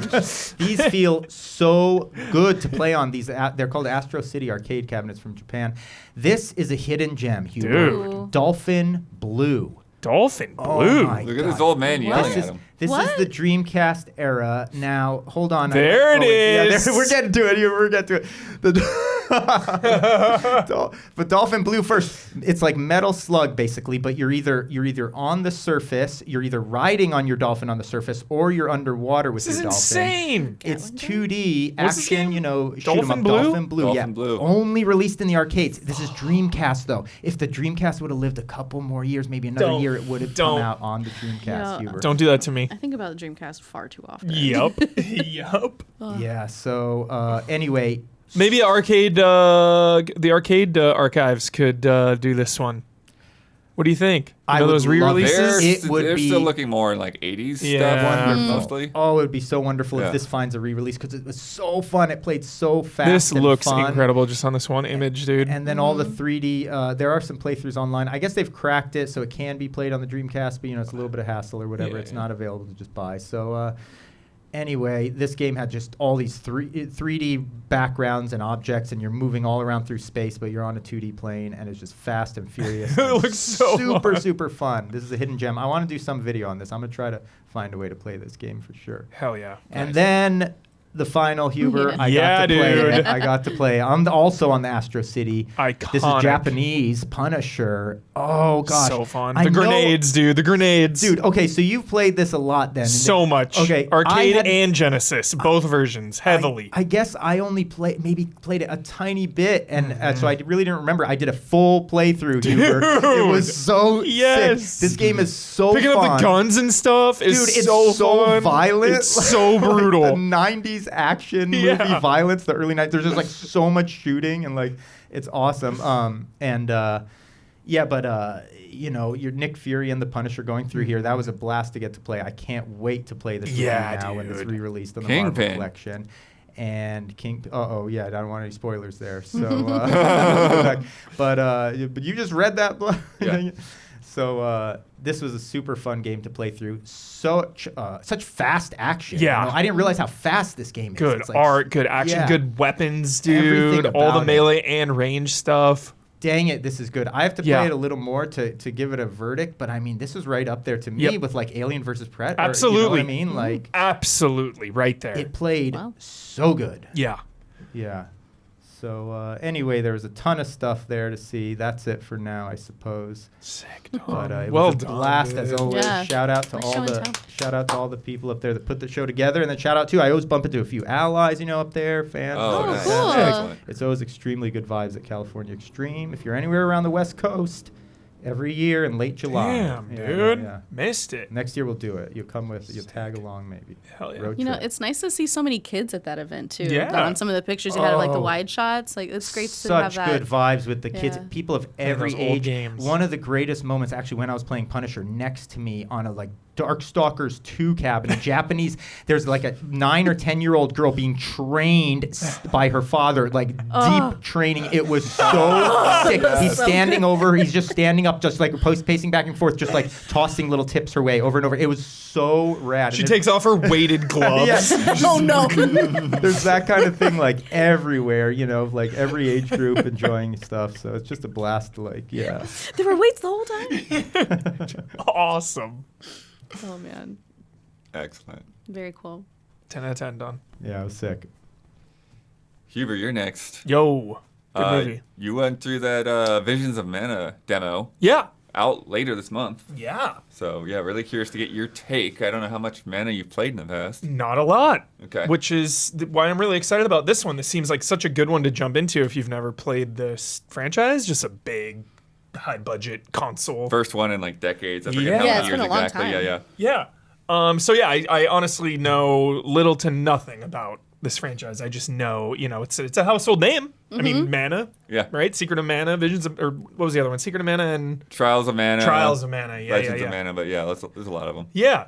I like this. I like this. For me, like, you know, you got your Final Fantasy and your Persona and your Dragon Quest is like my top, and then like right below that is like Tales of games, and then I would put this like in the Tales or like right below Tales for me. From Yeah, just, I'd say that's probably about right. Yeah. yeah, it's got action combat. The demo is like an hour or so. It's pretty chill, pretty brisk. Did you get turned into a Moogle? No, Okay. I saw somebody did. that's cool. Yeah, no, Yeah, I because that's the thing. Like the first game, and it's carried over into some of the others as well. It's like, yeah, but before Moogles were like a huge thing in Final Fantasy. yeah. They were in this as like a negative status effect. You get turned into a Moogle and you can't attack anything. Whoa. So yeah. Yeah. It's very aesthetically pleasing. This game is very nice to just look at and exist in. Basically, you know, it jumps you. It throws you right in. The demo progress does not carry over because they Okay. said the demo was like trimmed up to make it just more. Like a perfect vertical slice. Exactly, Yeah. exactly. So progress doesn't carry over, but I think if you play it, you get some like weapons when the main game. Yeah, comes out. that's what they said. Yeah. You got Nice. weapons. But basically you start in like this snowy region and then you go down into like this really nice, you know, classic forest, vibrant green zone, and then to a dock to get on a boat because you're trying to get to the tree. And the main premise is like your Jinchurikis, your icons or whatever.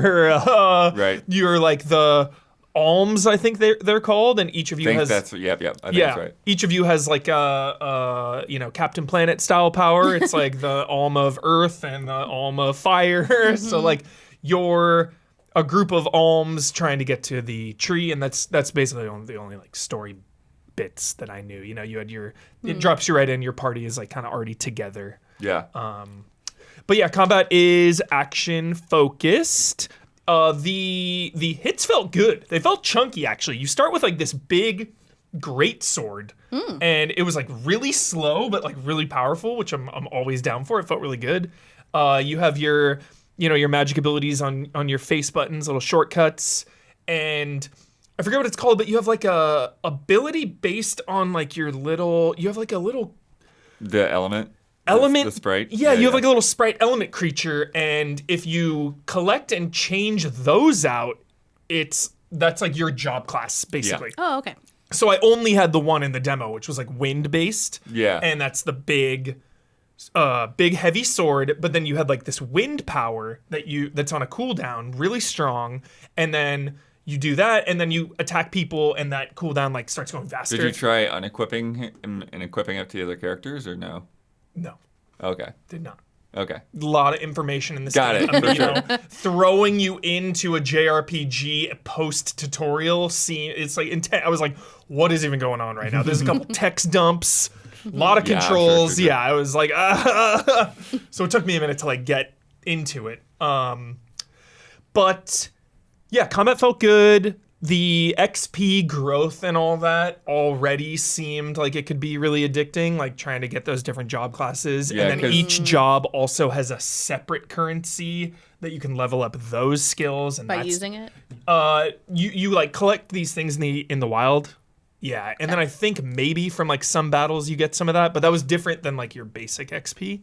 Yeah, because I was wondering about that too, because when you have each of the different elements, like you're saying, they relate to different classes. Yeah, and I think even like per character, like they're different. Yeah. But the thing is I think there's what they say is like once you've like leveled up a class all the way, then you can use either that weapon or some of those abilities on your base class. I love it. Like Dragon's Dogma. So those things kind of carry over. Yeah. So, yeah. Level that stuff up. Oh, I love that. Or like when you level up different jobs and they give you like stat bonuses that carry over to the other stuff. I love that. It's so addicting. It's like, all right, I'm going to max out all the jobs. Like, did you switch between the other characters at all? For like a second. Okay. Yeah. They felt like mostly similar. Because the different weapons, obviously. Yeah, because that's the thing. Because when I played it, the first preview event they did, like, I wasn't gelling with the greatsword as much. Yeah, it was. Which It's they might have my tweaked style. since then. Yeah, I could but see people then, not liking that.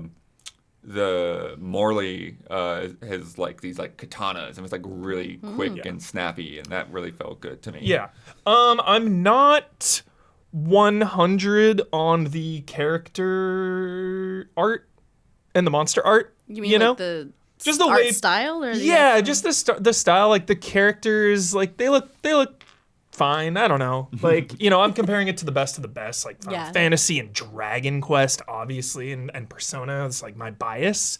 But yeah, they looked fine. Like no, I'm not huge on it, and like the monsters too, just kind of looked like nothing really stuck out like too hard for me, because it's like immediately in Dragon Quest you see like a slime or like the monster design in Dragon Quest is just like so good. So I was comparing a lot of this to like Dragon Quest and Tales. Like yeah, I will say that like a lot of these are like the classic mana monster designs, and so yeah. Why are you beating up that little kid? I know that cat actually looked awesome. Aww. That was the coolest thing I've ever seen. Yeah, and they've always kind of had this like really cute kind of look to them. Like the Rabbites are like the very base. The Rabbites are basically the slimes of mana. Yeah. But the environments themselves look very nice. Just, again, super pleasing to be around in this game. One of my biggest bummers, though, was that there were no interiors to go inside. I was like, no. Because I came up to, like, a farm, and then I came up to a town, and it's just, like, buildings, and you can't, like, go in any. And I was like, that's always my favorite thing in RPG is, like, going into little buildings when you get to towns, and like it's where I always like AFK, I'll go into like the pub or whatever and like leave the game on, just idle, like while I go get some water or stuff. And it was like couldn't really do that. There was a bar at the dock that was like open air kind of bar, so it was like outdoors but like had a covering on it. And it was funny, you go up to the bartender and the bartender's like, oh yeah, you're too young to be here, get out of here, like go.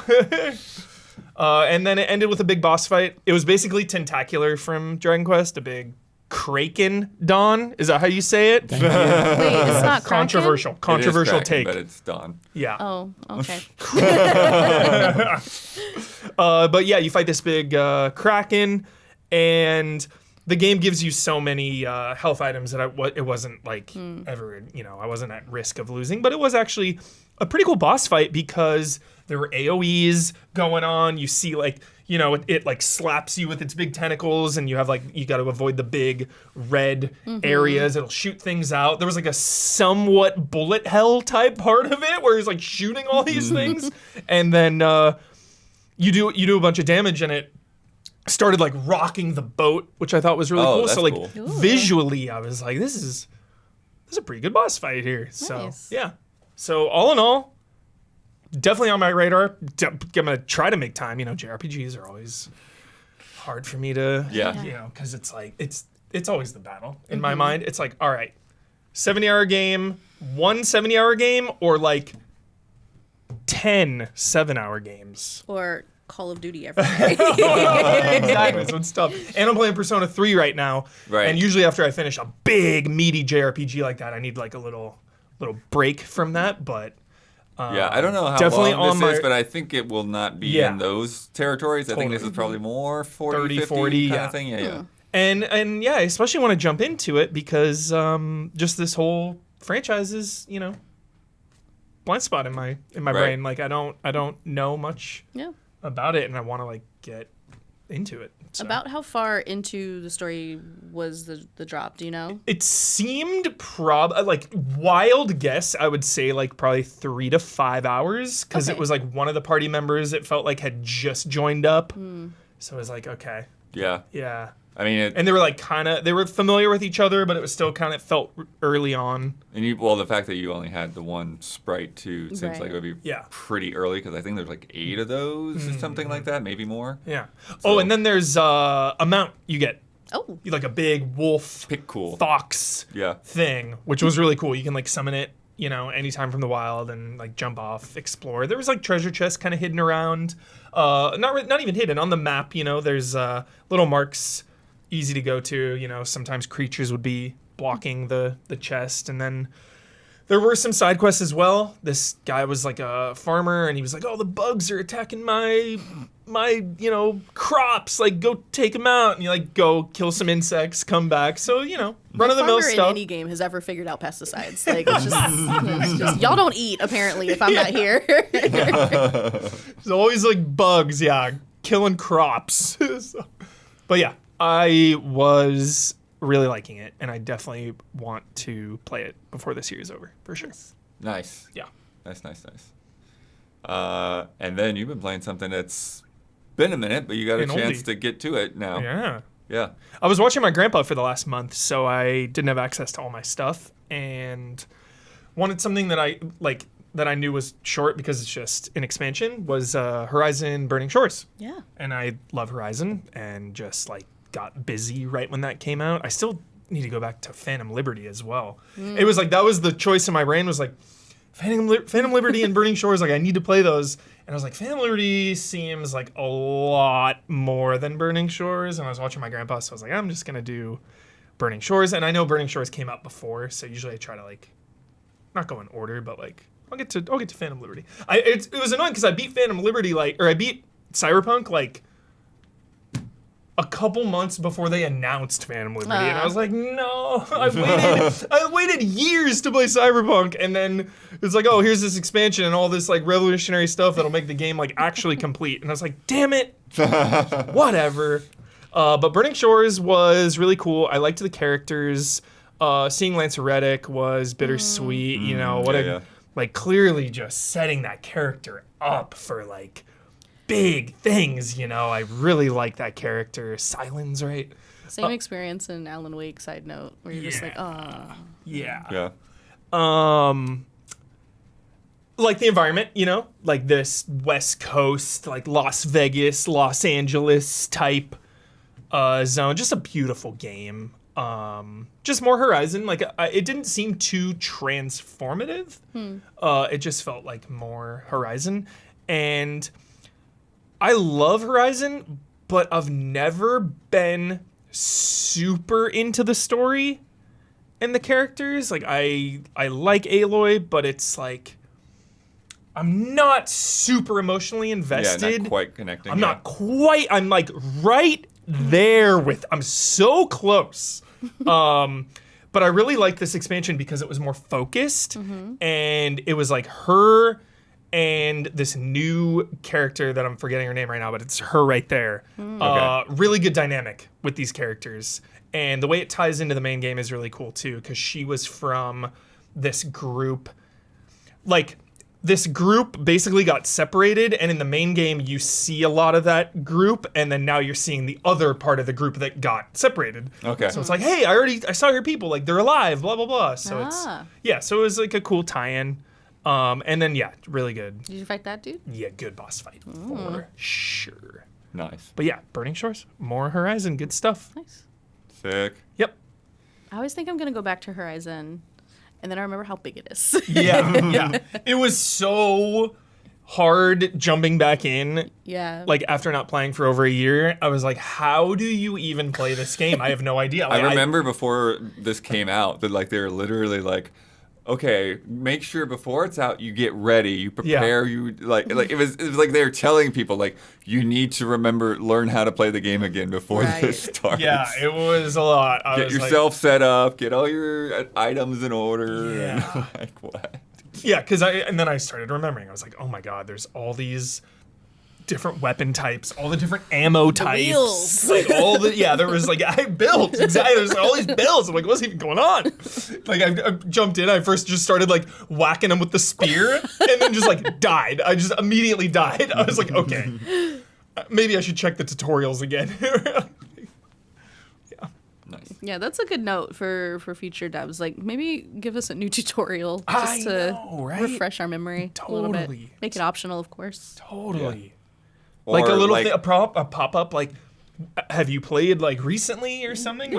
Would you like a refresher? Would you like a refresher? Yeah. Well, that's it. Actually, that's one of the things I appreciate with Stellar Blade. Yeah. Is how you can do the tutorials on the skill tree. Oh yeah. You know, so like because like I played that game in these weird little God, I love spurts. Stellar Blade. But because of those little training rooms, it's like, okay, when I've had like too long, it's like, okay, just go back in there and practice these parries, practice these dodges, kind of get myself settled in on all this stuff, and it's like, all right, now just go back and start wandering around the wasteland again. Yeah. Love that game. Yeah. Also this week, Don, roll this guy. You may have heard about it before, but I just found out about Tribe 9. Tribe 9. It's new to me. Tribe 9. Yeah. And this is a action RPG made by Danganronpa series creator Kazukata Kodaka. Okay. And this trailer is wild. It's kind of all over the place.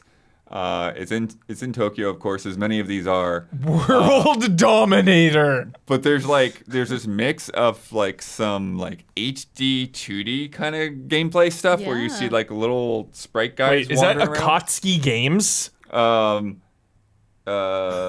read that? I didn't write down where it was, but yeah, but it's something along those lines. Oh my God. But yeah, so there's like so you have this like little 2D pixel art stuff. But then, like, you also have, like... whoever was capturing that, though, needs to get rid of those red check marks. Like, come on, dude. But then there's, like, also, like, more full 3D as well. It's like they've, like, mixed the two styles together somehow. And then, Dawn, if you skip, I don't know how far in, but kind of towards, like, the last third of this video... I was not expecting this, but... it gets into, like, baseball battles. Yeah, see, this is, like, more, like, 3D stuff. Huh? What? Yeah. Huh? What? Yeah. What is going on? Dude? What am I looking at? Is it 9 different games? Like, and then, get a little bit further than this, Don, and we'll actually see them, like, they literally play baseball. Buster Sword vibe. Like, this is it. Dude. Like, what? It's 0-0. they're, like, running Nobody bases on and first stuff. inning. Like, No one what on is base. happening here? This is selling me, Bloodworth. This is selling Whoa. me big time. Are you kidding? Yeah. I don't understand how it all works. But the Danganronpa guys, so it's going to have some style. It's going to have some craziness. It's probably going to have some, like, weird, torture-y stuff. I don't know. Yeah. I love baseball. Yeah. And I love when baseball is in video games. Closed for me, that's beta fishing. coming out on PC on the 9th. So, What did you say? Closed beta? yeah. Is this game multiplayer? I don't think it is. Okay.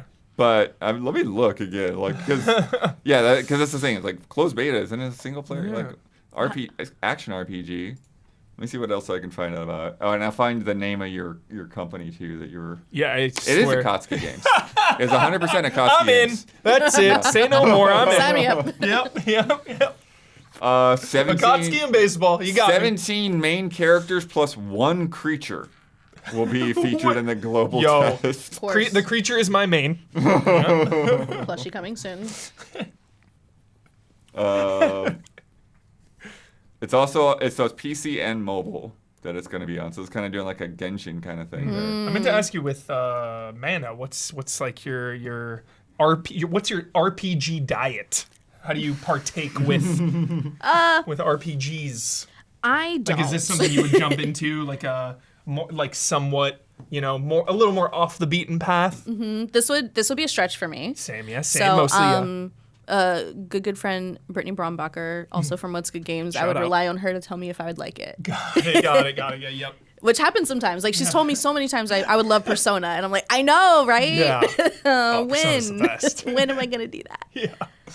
But yeah, I like what am I thinking? Compilation style games, like some of the things we saw at Summer Game Fest, for instance. But I don't know. We'll have to see. Yeah. This is an unknown quantity for me. Yeah. I'm really picky and choosy with my JRPGs, just because of how long they usually are. Yeah, fair. So it is single player, but it looks like it's free to play with in-app purchases. So again, like very, very Genshin kind of. Got it. Yeah. The number one game I want to play that I probably never will. Genshin Impact. It's number one on my list of I want to play. A lot of players. Don, show this crazy controller. PlayStation revealed a This thing is cool clean. limited edition Astrobot controller this week, ahead of the release next month in September. Sure, I need a new controller. It's kind of eerie though, like staring back at you. Right. Do those eyes animate? I'm sure they do. I don't think they awesome. animate. No, They've I got think to. It's, I I hope think they it's like the thing on top of the Xbox that got a looks like a wing. light coming out of the No. inside. It's They just- need to put animations on the touchpad. That looks so cool. Yeah. Like That if that is thing cool. could do all VMU sort of little- style, Yeah. dude. Built in VMU. Hey, they do it in VTech toys. It's What's a VTech toy? for kids. Yeah. And then they call the little sci-fi lines are actually carved I was into the gonna plastic say the there. lines are very pleasing. Yeah. And then the metal kind of blue edges are really nice. That is nice. Probably not actual metal, but Speaking that of Concord metallic too, the Concord controller actually looked really sweet. blue. Oh, good. As somebody who wears makeup and touches controllers, I appreciate when the hand grips have a color and aren't white because Oh, they yeah. constantly get like brown. Yep. I don't know if you guys heard about this. This is crazy. So Activision released details from a study this week that shows that 90% of players start to lose interest when they deprioritize skill-based matchmaking. When they deprioritize. Yeah, so they don't skills. Okay. completely get rid of it. They like make it less of a factor in matchmaking, and then they basically say that like everyone just starts getting bored. Basically, when That's skill-based so matchmaking is decreased, interesting. the quit rate of matches rose by 80%. Since That's so many people were quitting, significant. the player pool decreased, Wow. resulting in more unfair matches. Yeah. And essentially created like an accelerating cycle. Man, you play a lot of Call of Duty. Maybe you yeah. can speak to this. This happened like 6 or 8 months ago or whatever. Just like I kept seeing on my feed this argument about skill-based matchmaking, Yeah. and like the big top-tier hardcore streamers didn't want it because they wanted to dominate. They were like, no, it's like everyone just gets thrown in there, like whatever happens happens. And there was like a big pushback of like, which one do you like? So Yeah, I think what triggered that, I can't remember which game it was. There was a game that came out, and one of the key message points was that there would not be any skill-based matchmaking. I want to say the Ubisoft joined X-Defiant. Yeah. Defiant, yeah. X-Defiant. So there's, of course, a ranked mode, which would employ skill-based, but Yeah. that the default playlist was not skill-based, and they wanted to make a big point of that. Like, that was a selling point, right? Yeah. So it's interesting that coming from Activision, that data comes out. 80%. That's wild. That's huge. That's a big number. Like, that's a big drop off. Yeah. But I Yeah. mean, I believe it. There's nothing worse than when you get into a game and then another game and another game, and you feel like, I just wasted my time. Yeah. I didn't have fun. I barely spawned. Spawn killing is one of like the number one ways to get me to just like hard quit out of a game, because like I literally Spawn die. didn't even Spawn run. die. Like, Yeah. I barely even got to lift my finger. Like, it's just, it's not respectful of the player's time, and more than anything, I value my time when I'm gaming, unless I'm just playing endless Call of Duty. But it's astounding that they found that in it, like you're saying, it's a compounding issue, right? Like as soon as the games are completely unfairly matched and you keep losing and losing, or you keep winning. Yeah, I don't like being on either side of a squash. Like if you feel like you're steamrolling another team, like it doesn't feel good. Like it's kind of a sticky victory. Yeah. And it's a little gross, right? Yeah. So Like, that is interesting. Like they took skill-based out and it made that much of a difference. Yeah, and it sounds like they did it very scientifically too, where it's like half the people had it, Sure. and the other ones they were messing with it, and seeing how they reacted. Yeah. Yeah. Cool. I didn't think I'd hear an argument for skill-based, but here we are. Yeah. I've got some weird games this week for sure. Polyaris is a single-player, first-person survival game with cross-country skiing. What? Yeah. So the world is procedurally generated, which always makes me a little hesitant. Yo, this looks sick. But it's got some cool features like dynamic weather with like blizzards rolling in and stuff. Polar bear. It's got polar bears. Lost. You have to keep yourself warm in various ways. Okay. But the setup for this is kind of wild, where it's like, you're like this scientist who's assigned out on this remote Arctic research station, and you're like, you kind of don't want to be away from your family, but it's a good job, so you go out there and you're on your own, and then like World War III breaks out. And you're basically Plot twist. You're stuck just stranded? there. You're just stranded with you can't get a hold of anybody. You can't contact like who's supposed to be in charge. my You don't even know God. why the war started. Yeah, you're just out in the. You don't have TV. Right, you're just out there. Oh no. And so now you have to live. Get back to your family. That's like my worst nightmare anytime I go on vacation.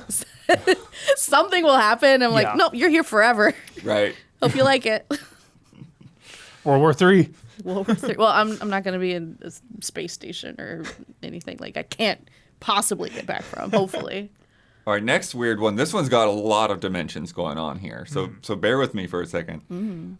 So this is from Dolman, dude. former Capcom artist Satoru Yamashita, who worked on art for Street Fighter II, Final Fight, Ghosts and Goblins. They're launching this Kickstarter campaign for a new game called Dolman. Dolman, dude. That he's working with Japanese studio Minipad. It's billed as a Metroidvania, although I haven't seen anything that makes it look like a Metroidvania. Where you travel and fight various bosses to collect spices and earn money to help run your curry shop. Obsessed. Hell yes. Obsessed. Check the numbers right now. What are we at? Here, but this is bad. This is a really bad part. No. They've started this Kickstarter. This morning they've had and it's been going for a couple of days already. They had like $600 out of a $500,000 goal. Okay, that's a high goal. That's a really high I will goal. say. One of the highest ever? No. That seems It's like not it. one of the highest ever, but it's that's a lot for that's what a we rough just heard. start. Yeah. Okay. For the pitch we just heard. Yeah. But see, look, what's It looks weird so though is that there are cute. other characters that look like Street Fighter characters. So Yeah, there's it's like a like, Blanca wait. guy and there's like a Bison guy. Bison. That was Yeah. Sean Lake. Yeah. It's a little, that part too is like a little weird. It's like, do these look a little too similar? Like, can you guys just like team up with Capcom and like make this an official Street Fighter Yeah, spin-off? this is Like, if you were actually Oh playing my as Doll God. Sim, like going around and doing this, it would be pretty cool. I want to know where the 500,000 is going. I think it's one of these things where like it's almost a mistake. Some people say it's like we're gonna put a realistic budget Right. out there, but it's like if you put a realistic budget, you're not gonna You're not gonna hit get it. Yeah. No. So I mean, I could see it like it all in, like with marketing and everything. Sure. But I mean, you're not going to get that yeah, on it just doesn't Kickstarter. sound like they've got the word out at all.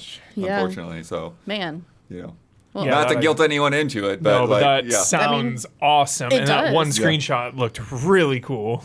I hope it finds its audience. Yeah.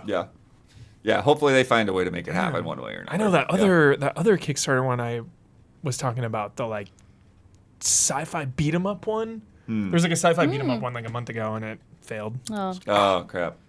Yeah. Some early reports from The Verge this morning. I haven't kept up if there's been any updates, but Avowed. It sounds like it's going to get delayed out of November and into next year. Oh no, you know what I was thinking of? What was that? That Fate game. What? The fake one that was like the horror Kojima one. Oh, yeah, Abandoned. Abandoned. Yeah, yeah, I yeah. thought you were talking about Abandoned. No, for a it's second. Obsidian. Okay, It's all about. good. Okay. Yeah. Sorry. They say that Real game. The game is fine. There's not anything wrong with the game, but there's because it's November and it's Game Pass, and like they just want to get it out of, put it Sure. someplace where it's not so crowded, especially new IP and all that. Take your time. Take your time. Yeah, no rush. Yeah, Yep. we'll get to it. Yeah.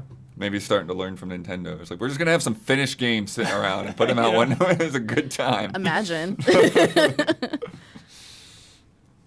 PlayOn, previously Koch Media, has signed on to be the publisher of Skydance's Marvel 1943. Okay. So that's the Amy Hennig game that has Yeah. Captain America and Black Panther that was like really like cauterized at GDC. So, Yeah. Looked badass. so coming from PlayOn, Great premise. Embracer getting their fingers in there. Ugh. Yeah, lots of flavors in that one.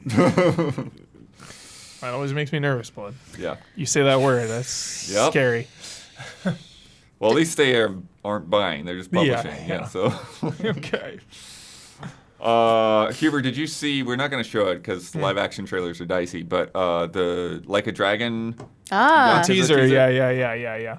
What do you think? Early to tell, just a little teaser.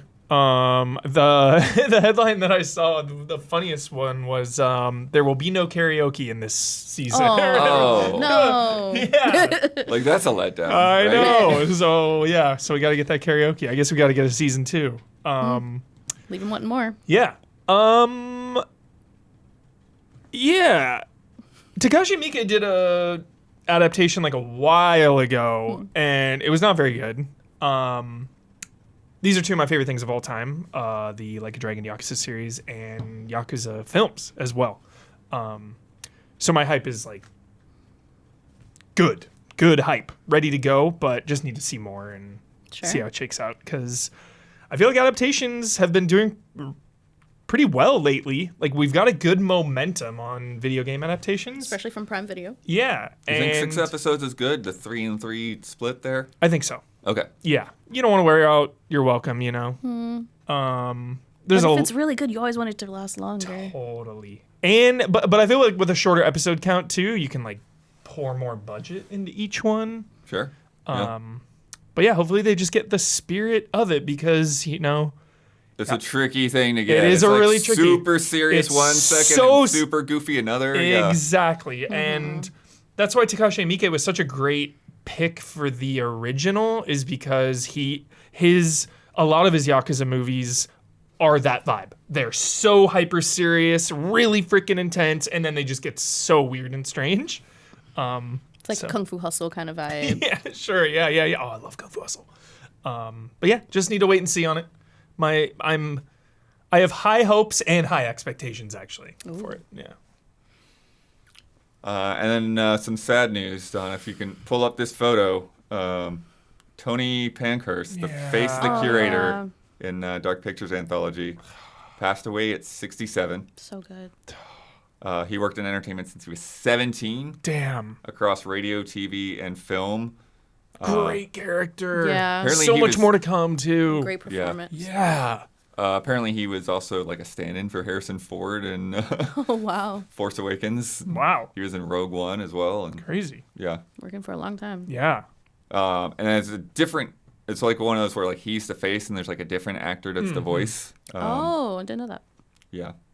But yeah, rest in peace, Tony. For sure. Iconic character already, and they've barely done anything. Like the curator. Yeah. Yeah, well, yeah, where's Yeah. that going? Yeah. For sure. I can't play those games because I'm a little scared of things. They're But so I can intense. always watch playthroughs because I can do this. Right. Yeah. All right, it is time for Love and Respect.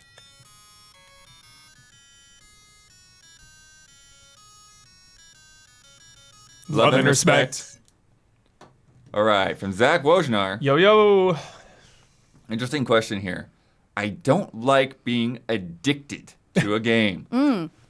We use the word addictive to apply to games a lot, and it kind of bums me out.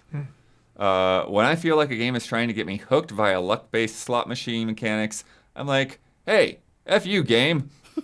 Some games slyly use slot machine mechanics to keep you on the hook for hours that turn to days, that turn to weeks and months, and even longer. Vampire Survivors has literal slot machines baked into the game.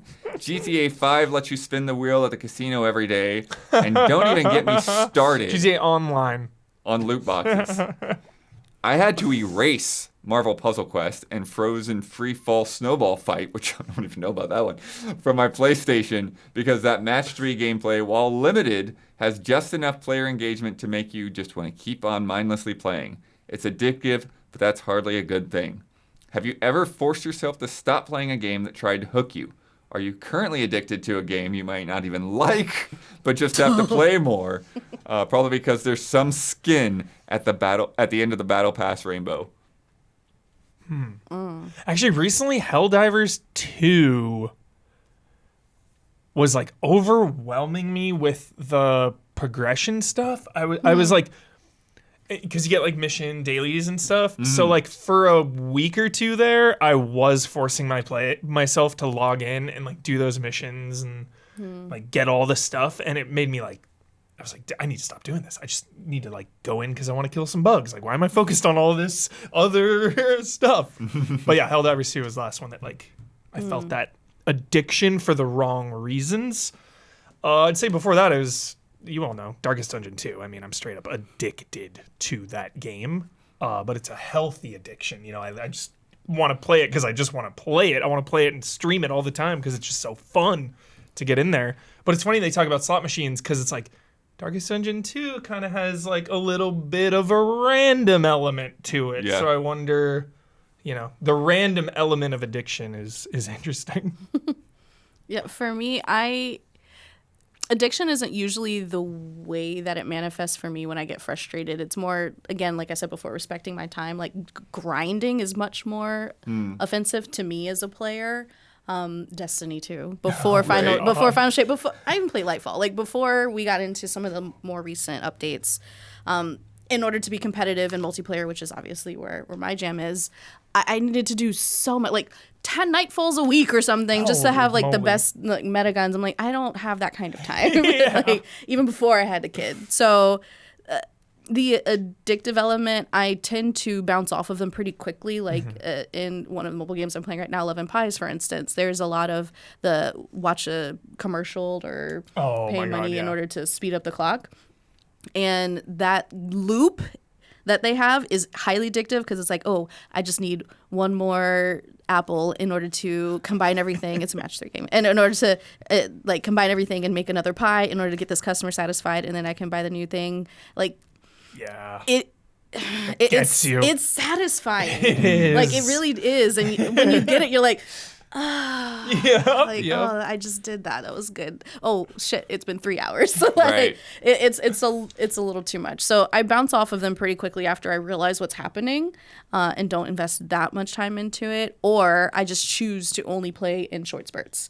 Like it's almost like me sticking it to the game. Like, how dare you try to snag me with your lovely loops. Yep. Like, I'm only going to play for 30 minutes a day and then goodbye. Yeah. So I end up giving myself some hard boundaries around it simply because I have to. But I enjoy all of them. Like, I'm very easily caught. Yeah. I just randomly, because I was watching my grandpa again and I needed something I could just vibe out to, I started playing Rogue Legacy 2 again.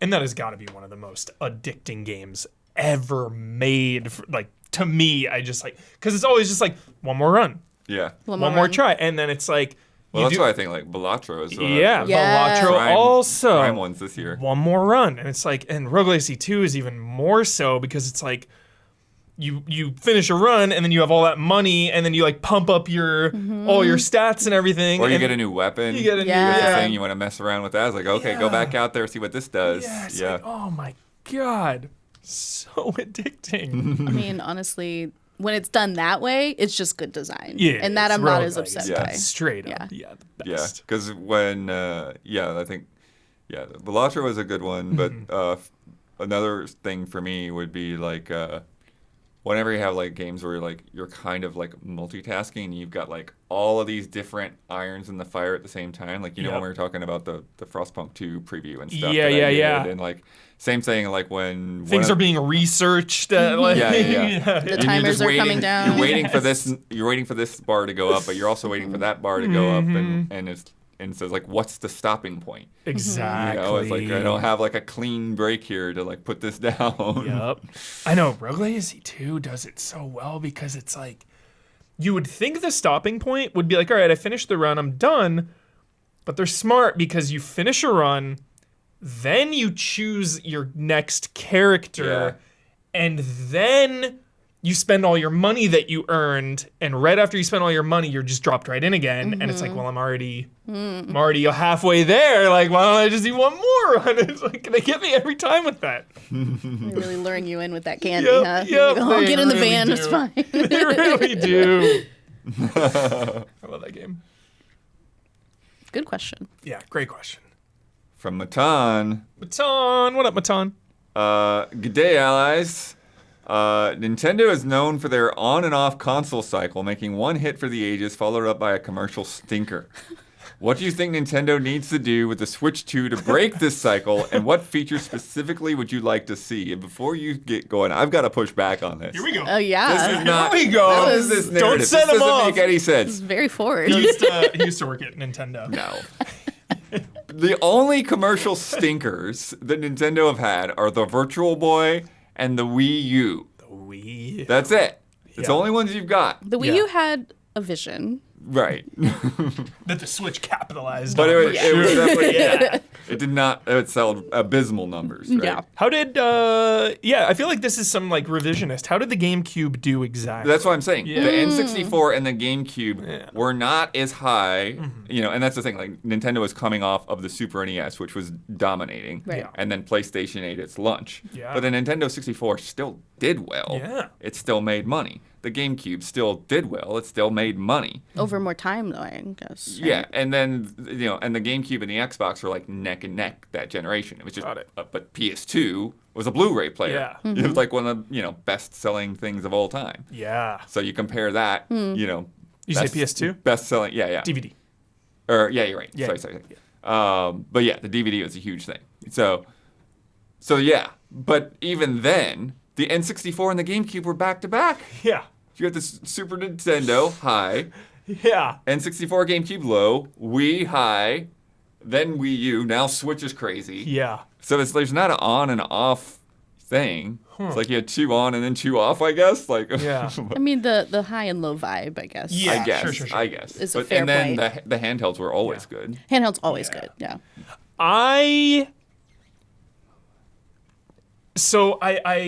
There is a trying to get my thoughts out. Some people really want more power from the Switch. We're tired of the lack of power in it. It's really showing its age. I feel like a lot of people though are still so content with their Switch. So I feel like a new one either has to be like dramatically different, or I don't even know, because it's like if it's just the Switch again but more power, I feel like a lot of people are just gonna wait for a while, because again, I feel like so many people are so fine with their Switch because they just play it on the go. Graphics don't matter, whatever, they're just playing it. So it's like, if it's a more powerful one, I am a little nervous. What if you need it to play Mario Kart 9? I mean, if they pull something like that, then The next they Smash. got them. But would they want to do that with 100+ million Switches out there? You want your Mario Kart to be on that also. So then it's like, okay, well, if they just make a more powerful one, I can see a lot of people waiting. So are they going to make something dramatically different? But it seems like they don't Switch is wanna already do so that. exactly. Yeah. The It's Switch so is already like perfect. perfect. Yeah. Exactly. So And the Switch is so perfect that there's now like an army of imitating devices. Switch clones, exactly. So what do you do if you're Nintendo other than just making it more powerful? I don't know what the answer is there. And I feel like for a lot of people, especially the casual consumer, like just a more powerful version is not that exciting. I think connectivity might be the edge for some folks. Like we've seen, obviously, the success of the Steam Deck and all the different things like it. There's so many now, or even I was surprised to learn the PlayStation Portal is way more successful than I thought it would be. Yeah, people are into it. I was like, and you can only play it in your house. So Yeah. I mean, if they did just enable an update to be able to play it on Wi-Fi. outside of the home. Yeah, well, Wi-Fi. like public Wi-Fi spots. Oh, okay, cool. Yeah, so you could already do Wi-Fi outside of the home if you like, it was yours essentially. Right. But yeah, now you can like That's good. use Starbucks or whatever. Yeah, That's I think, great. But if I imagine, I have my Switch, I have whatever I have loaded onto it, but if I can stream games and then connect with my Bluetooth headset, I'm getting a new Switch. There's just some things that the Switch doesn't do right now that feel like quality of life upgrades big enough that I would get a new set. Nice. Because I haven't bought anything since the tiny one, the baby one. Oh, the light. Switch Lite, Yeah. yes. Yeah. So Danny has an OLED. My mom has an OLED. I still have a Switch Lite. So it'd be time for me to upgrade. They almost got me with the Tears of the Kingdom one. Yep. But I was like, let me just hold off. Like, the rumors are coming around that there's going to be a new one. And if it had that additional connectivity, both like with peripherals and with being able to stream some games, I would be in. But I just don't see that happening. Not with Nintendo. Yeah. Well, Interesting. what do you mean by stream though? Because Like if I had a streaming library on my Switch. Like Netflix and stuff, or like just Streaming games. streaming games? Yeah. Yeah. oh, okay. If I didn't have just to have like them- more than just like the Yeah. one-offs. that Just they've the had. ones that Yeah. I have loaded into my Switch. Yeah. Yeah, got it. Yeah, no, I mean, I think that they need backwards compatibility. And like across the board, like controllers and Joy-Cons and games and all of that stuff. And I think they need to like name it in a way that people realize that it's a new thing and not just an upgraded version of the old thing. Yep. I also think it's time for achievements. It's time. I don't care. You don't, but many people do, Bloodworth. Many people do. It's fun, like tying your whole game collection. And the together. Switch is also one of the best It, like- selling systems ever. So It makes I There's don't not a know. lot they need to do. It makes your whole like ecosystem just a little more connected. You know, every time I play a Nintendo game, it feels like I'm on a little island. Every single time I play a Nintendo game, which is cool. That is cool. You're just focusing on the game.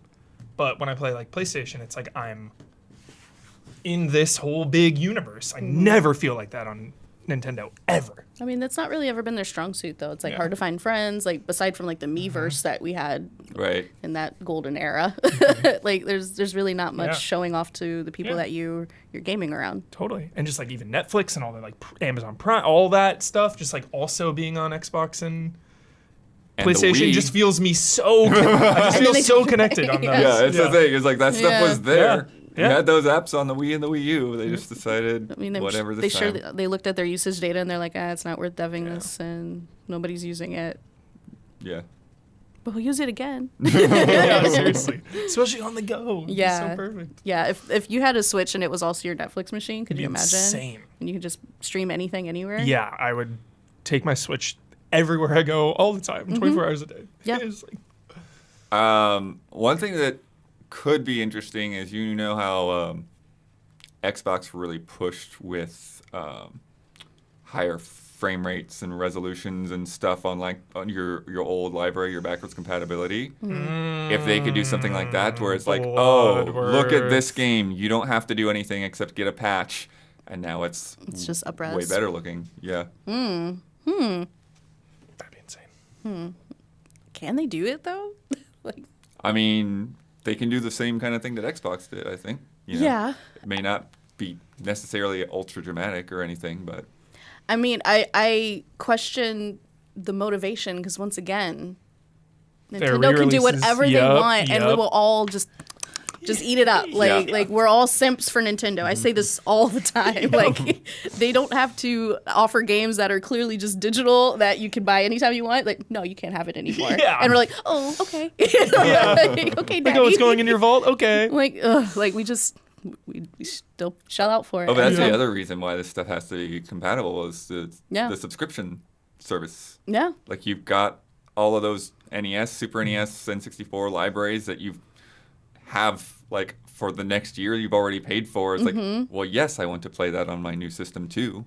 Yeah. So It's crazy how quiet things are regarding the Switch 2 all of a sudden. They were so loud there for a minute. Now it's real quiet. It's got to be right around the corner. No, it's gotten quiet because Nintendo actually said something. And so now there can't be all these dummies out there that's like, they're gonna release it in 3 months. It's like Nintendo specifically said they're not going to do that. It's like every other week. They can't get on there and get their YouTube monetization this week. That's so funny. Oh, Such a good call, Blood. Yep. They just like to steal our joy. Yeah, also Smash. Just give me a new Smash. Oh, my goodness. Yeah, I don't think that project's even started yet. Yeah. But Mario Kart, though. as long as Yeah. Sakurai is Mario still Kart. putting videos on that YouTube channel, I don't believe he's working on Smash. Very fair. Also, this is blasphemous to say, and everyone's going to friggin' spit in my face, but like, yo, you got your Switch Lite handheld only?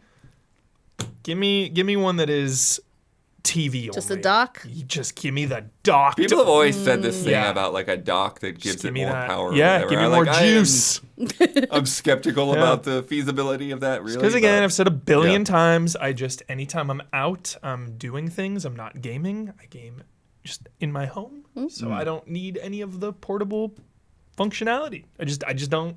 When I lived in San Francisco, like I used to take my Vita around because I would like ride the BART, ride the Muni, ride around. But just where I live, I have to drive. And if I'm driving somewhere, I'm doing the thing that I'm going to. So Yeah. I feel you on that. I just think it's not in the ethos of Nintendo because they've always been about like real play. Yeah. And like that's why they do these wild things like the Wii U or Labo or like why they put so much support behind Pokemon Go. Like they really just love to see people moving around and not Yeah. only playing their games sitting down So and staring right. at a screen. It just I get you. Yeah. No, There's you're so I right. just though. don't You're so see right. it happening. Yeah. Something that I guarantee that you've probably not used. There's a kickstand Yeah. on those. Oh yeah. So you can play at a bar. When we did 1-2 Switch, I think when we first got the Switch, Yeah. right? I think we busted that kickstand out. Yeah. Grab a couple And it extra was like, and they thought it was so essential that like, oh, the kickstand on the Switch sucks, so on the OLED we're gonna make a better kickstand. Make sure that thing doesn't get knocked over so easy. Because when you're playing with your friends at the picnic table, it gets jostled. Seriously, I can Mario think of, Party, like- it gets heated. People pounding the I tables. can think of Just like me. one trip where like I used the kickstand to pull the Joy-Cons off rather than just holding it in my hands. So funny. Yeah. They just assume we have more friends than we really do. I think, yeah. I know all the freaking Switch ads are like 10 friends like jumping into a room, like, yeah, let's all play. It's like, dude, I've only ever done that like at work. Like, what? That's a good point, yeah. From Brain Freeze, how closely does most played game align with favorite game for you personally? Great question. Great question. The only thing I can not that often actually. The only one I can think of, the most recent example was when they did the PlayStation year-end most played, whatever. Mm-hmm. One of the years, The Division 2 was my most played game, and I really liked The Division 2. But I was like, most played game? That doesn't make any sense. Like what? So I think just because that was a long game and I played like Right. pretty consistently, but it's like, again, it's not even close to being my favorite game, but it was like number one by a pretty good margin. I think like number 2 was Fortnite. I was like, I played more Division than Fortnite? What? Yeah. was like, I don't the believe other thing this. too is those like those metrics. Sometimes like I turn a little side eye at them. Like what? I Yeah. don't think that's correct. Yeah. Because especially when a game in-game keeps track of how long you've been playing and it's wildly different, Yeah. you know? So your game time will be like 20 hours, but then in the dashboard, it'll be like, oh, you've played for like 13. It's like, wait, what? It's like, are you cutting sleep mode? Right. Yeah, for me, they're not always aligned. I mean, there's games like Inside, which is one of my favorite games of all time, where like obviously I only played that for a couple hours, and I'm not gonna go back and play it again. Mm-hmm. So it depends on the game type, right? Like Right. the genre. If it's a free to play game or a shooter, I'm gonna have exponentially more time in that than something else that I really enjoyed, like Far Cry 3. It's one of my favorite games of all time. Yeah. I'm not gonna go back and play it again. So unless they want to make it a remaster, but. Yeah, I would say they're not very aligned at all for me. Yeah. Yeah, I was thinking the same thing because like some of my favorites like Super Metroid, and it's like I've played that game a lot of times, but then when I think about like all of those playthroughs lined up, does it get anywhere close to Animal Crossing? No. Yeah, I wonder. Not even. Like I wonder because I finished Resident Evil games so fast, but it's like I've been playing them over and over and over and over and over and over again for like 25, 30 years. Right. So I wonder if Resident Evil is my all most of your played. Resident Evils Exactly. put together equal like, Persona 5? Exactly. Right? Probably, yeah, probably. But like The Last of Us, for example, is a long 1 and 2 are really long, and I replay them every like 4 or 5 months. So like, See, I don't replay games that often. Oh, yeah. I replay so many games. I love replaying games. And then like some other long ones like Tears of the Kingdom, Elden Ring. Yeah.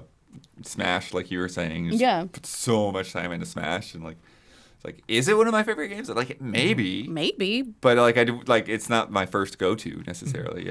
Yeah, I think I love narrative games a lot, so many of those are just going to be shorter by comparison, playtime wise. Fortnite definitely is one of my favorite games, and I've got so many hours. So many. There's so many the dances. I still haven't gotten the Silk Sonic dance. I know they're not going to bring it back. Like I know, but it's the Bruno Mars one. Like leave the. Oh, okay, yeah. Yeah, I want that. Was it in the shop or was it a battle pass? It was in the shop. Oh, okay. And I missed it. And I told my friend. I told all of my friends. I was like, hey, if it's ever in the shop, please let me know. I will sign in and buy it. Yeah. It's never come back. It'll come back. Everything comes back. I hope. But for now, it's time for bets. This week's bet is a Huber special. Cat Quest 3 baby. comes Cat out Quest next 3. week. You play Cat Quest? No. Okay. So delightful. I believe you. So addicting. There's that word again. Oh boy. They're not addicting actually. They're just like they're so well paced. Like just a perfect game to play for 10 minutes or like 2.5 hours. And it respects either choice. Yes. Love that. Absolutely. Yeah, really, really good art. Such good nice art. and clean. Yeah. Great like XP RPG progression is just so nice. Oh, Yeah. great games. So yeah, keep an eye out for some Cat Quest stuff next week. Yeah. But anyways, I'm going to be looking through the posts on the developer's Twitter account. That's the Gentle Bros. The Gentle Bros. So just roughly a week. So like from 11:59 p.m. tonight after we've placed our bets until 6 p.m. next Wednesday, which is when I'll be, getting the podcast together. So between that time frame, I asked everyone, how many cat puns will I find on that feed, on that profile? So this is going to include retweets. This is going to include trailers, all of that stuff.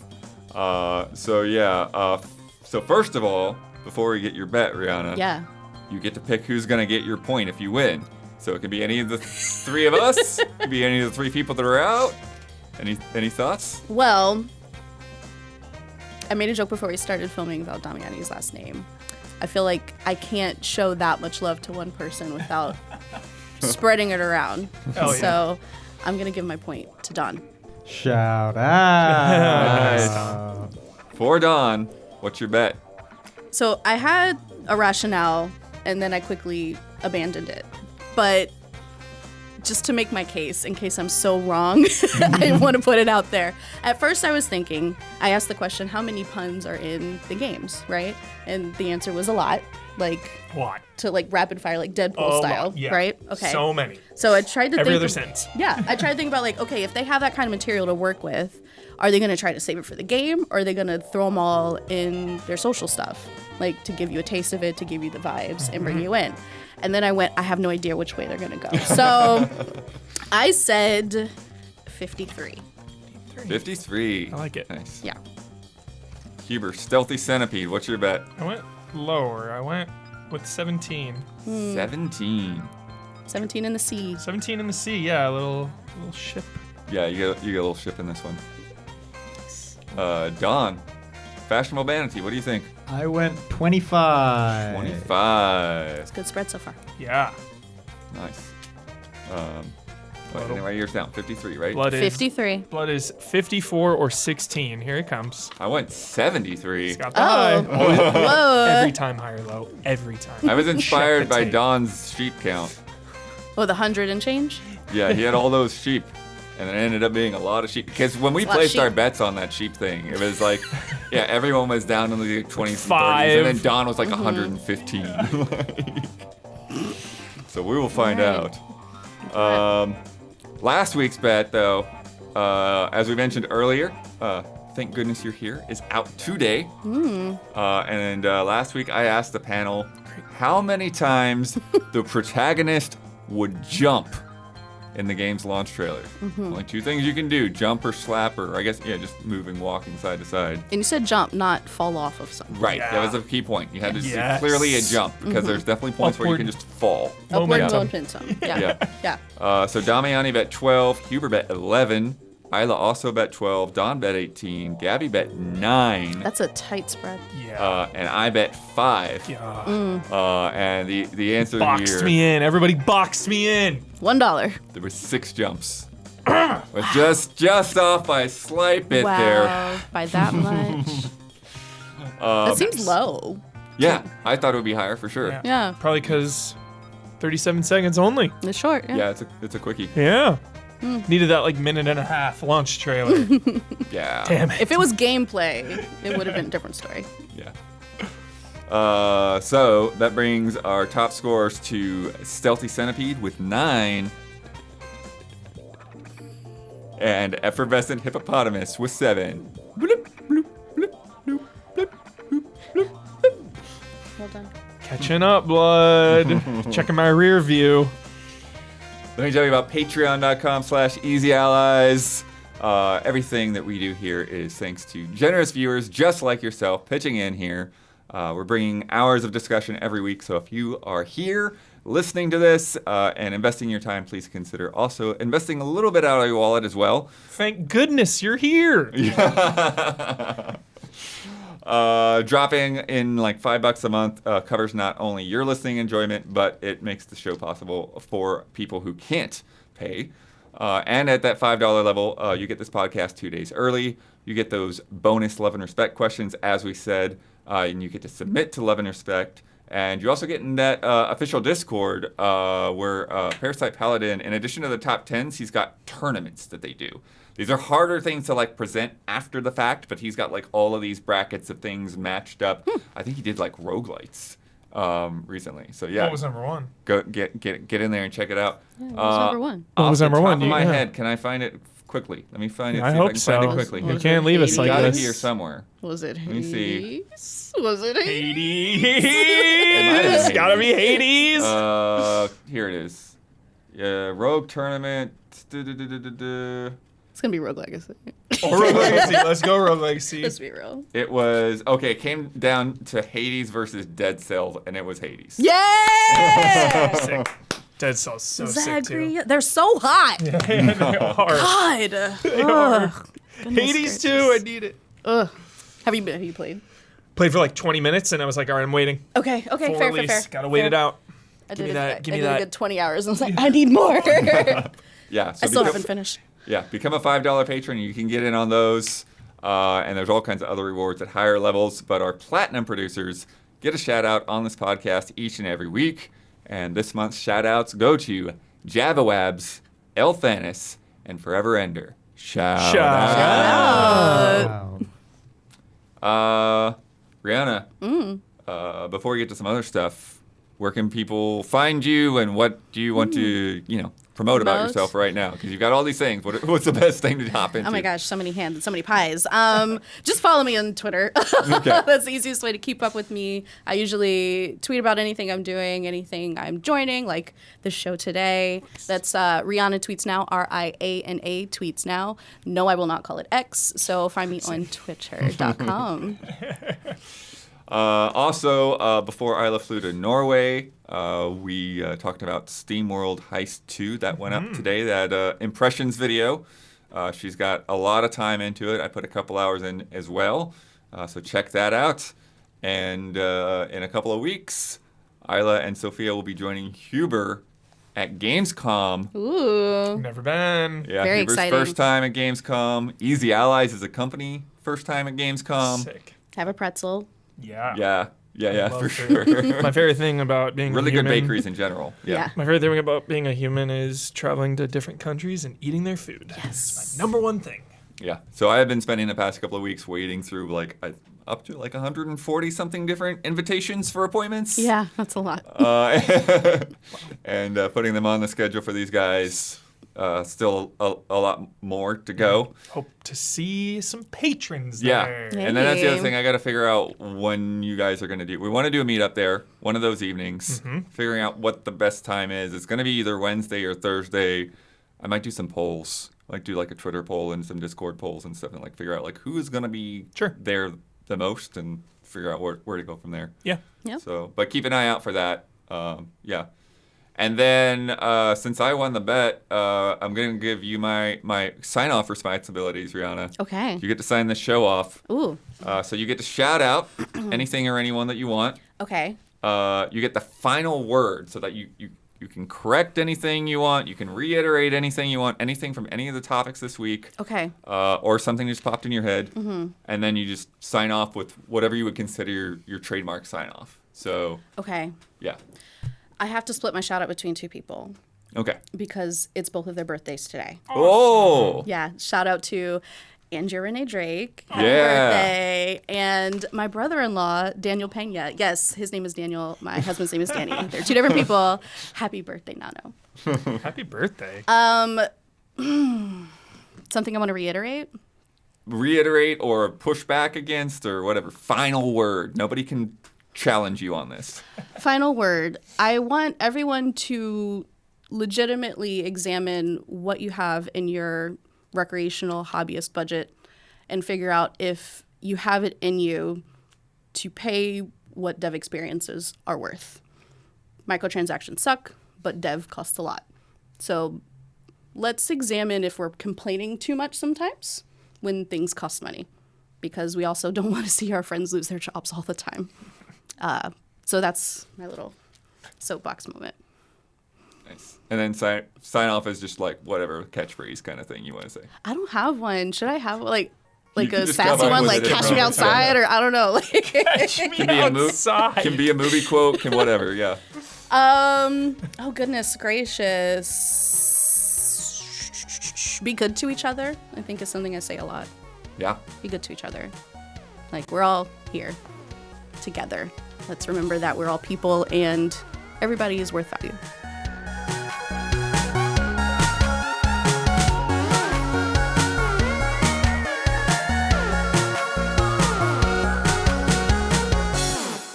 Akatsuki and baseball. You got me.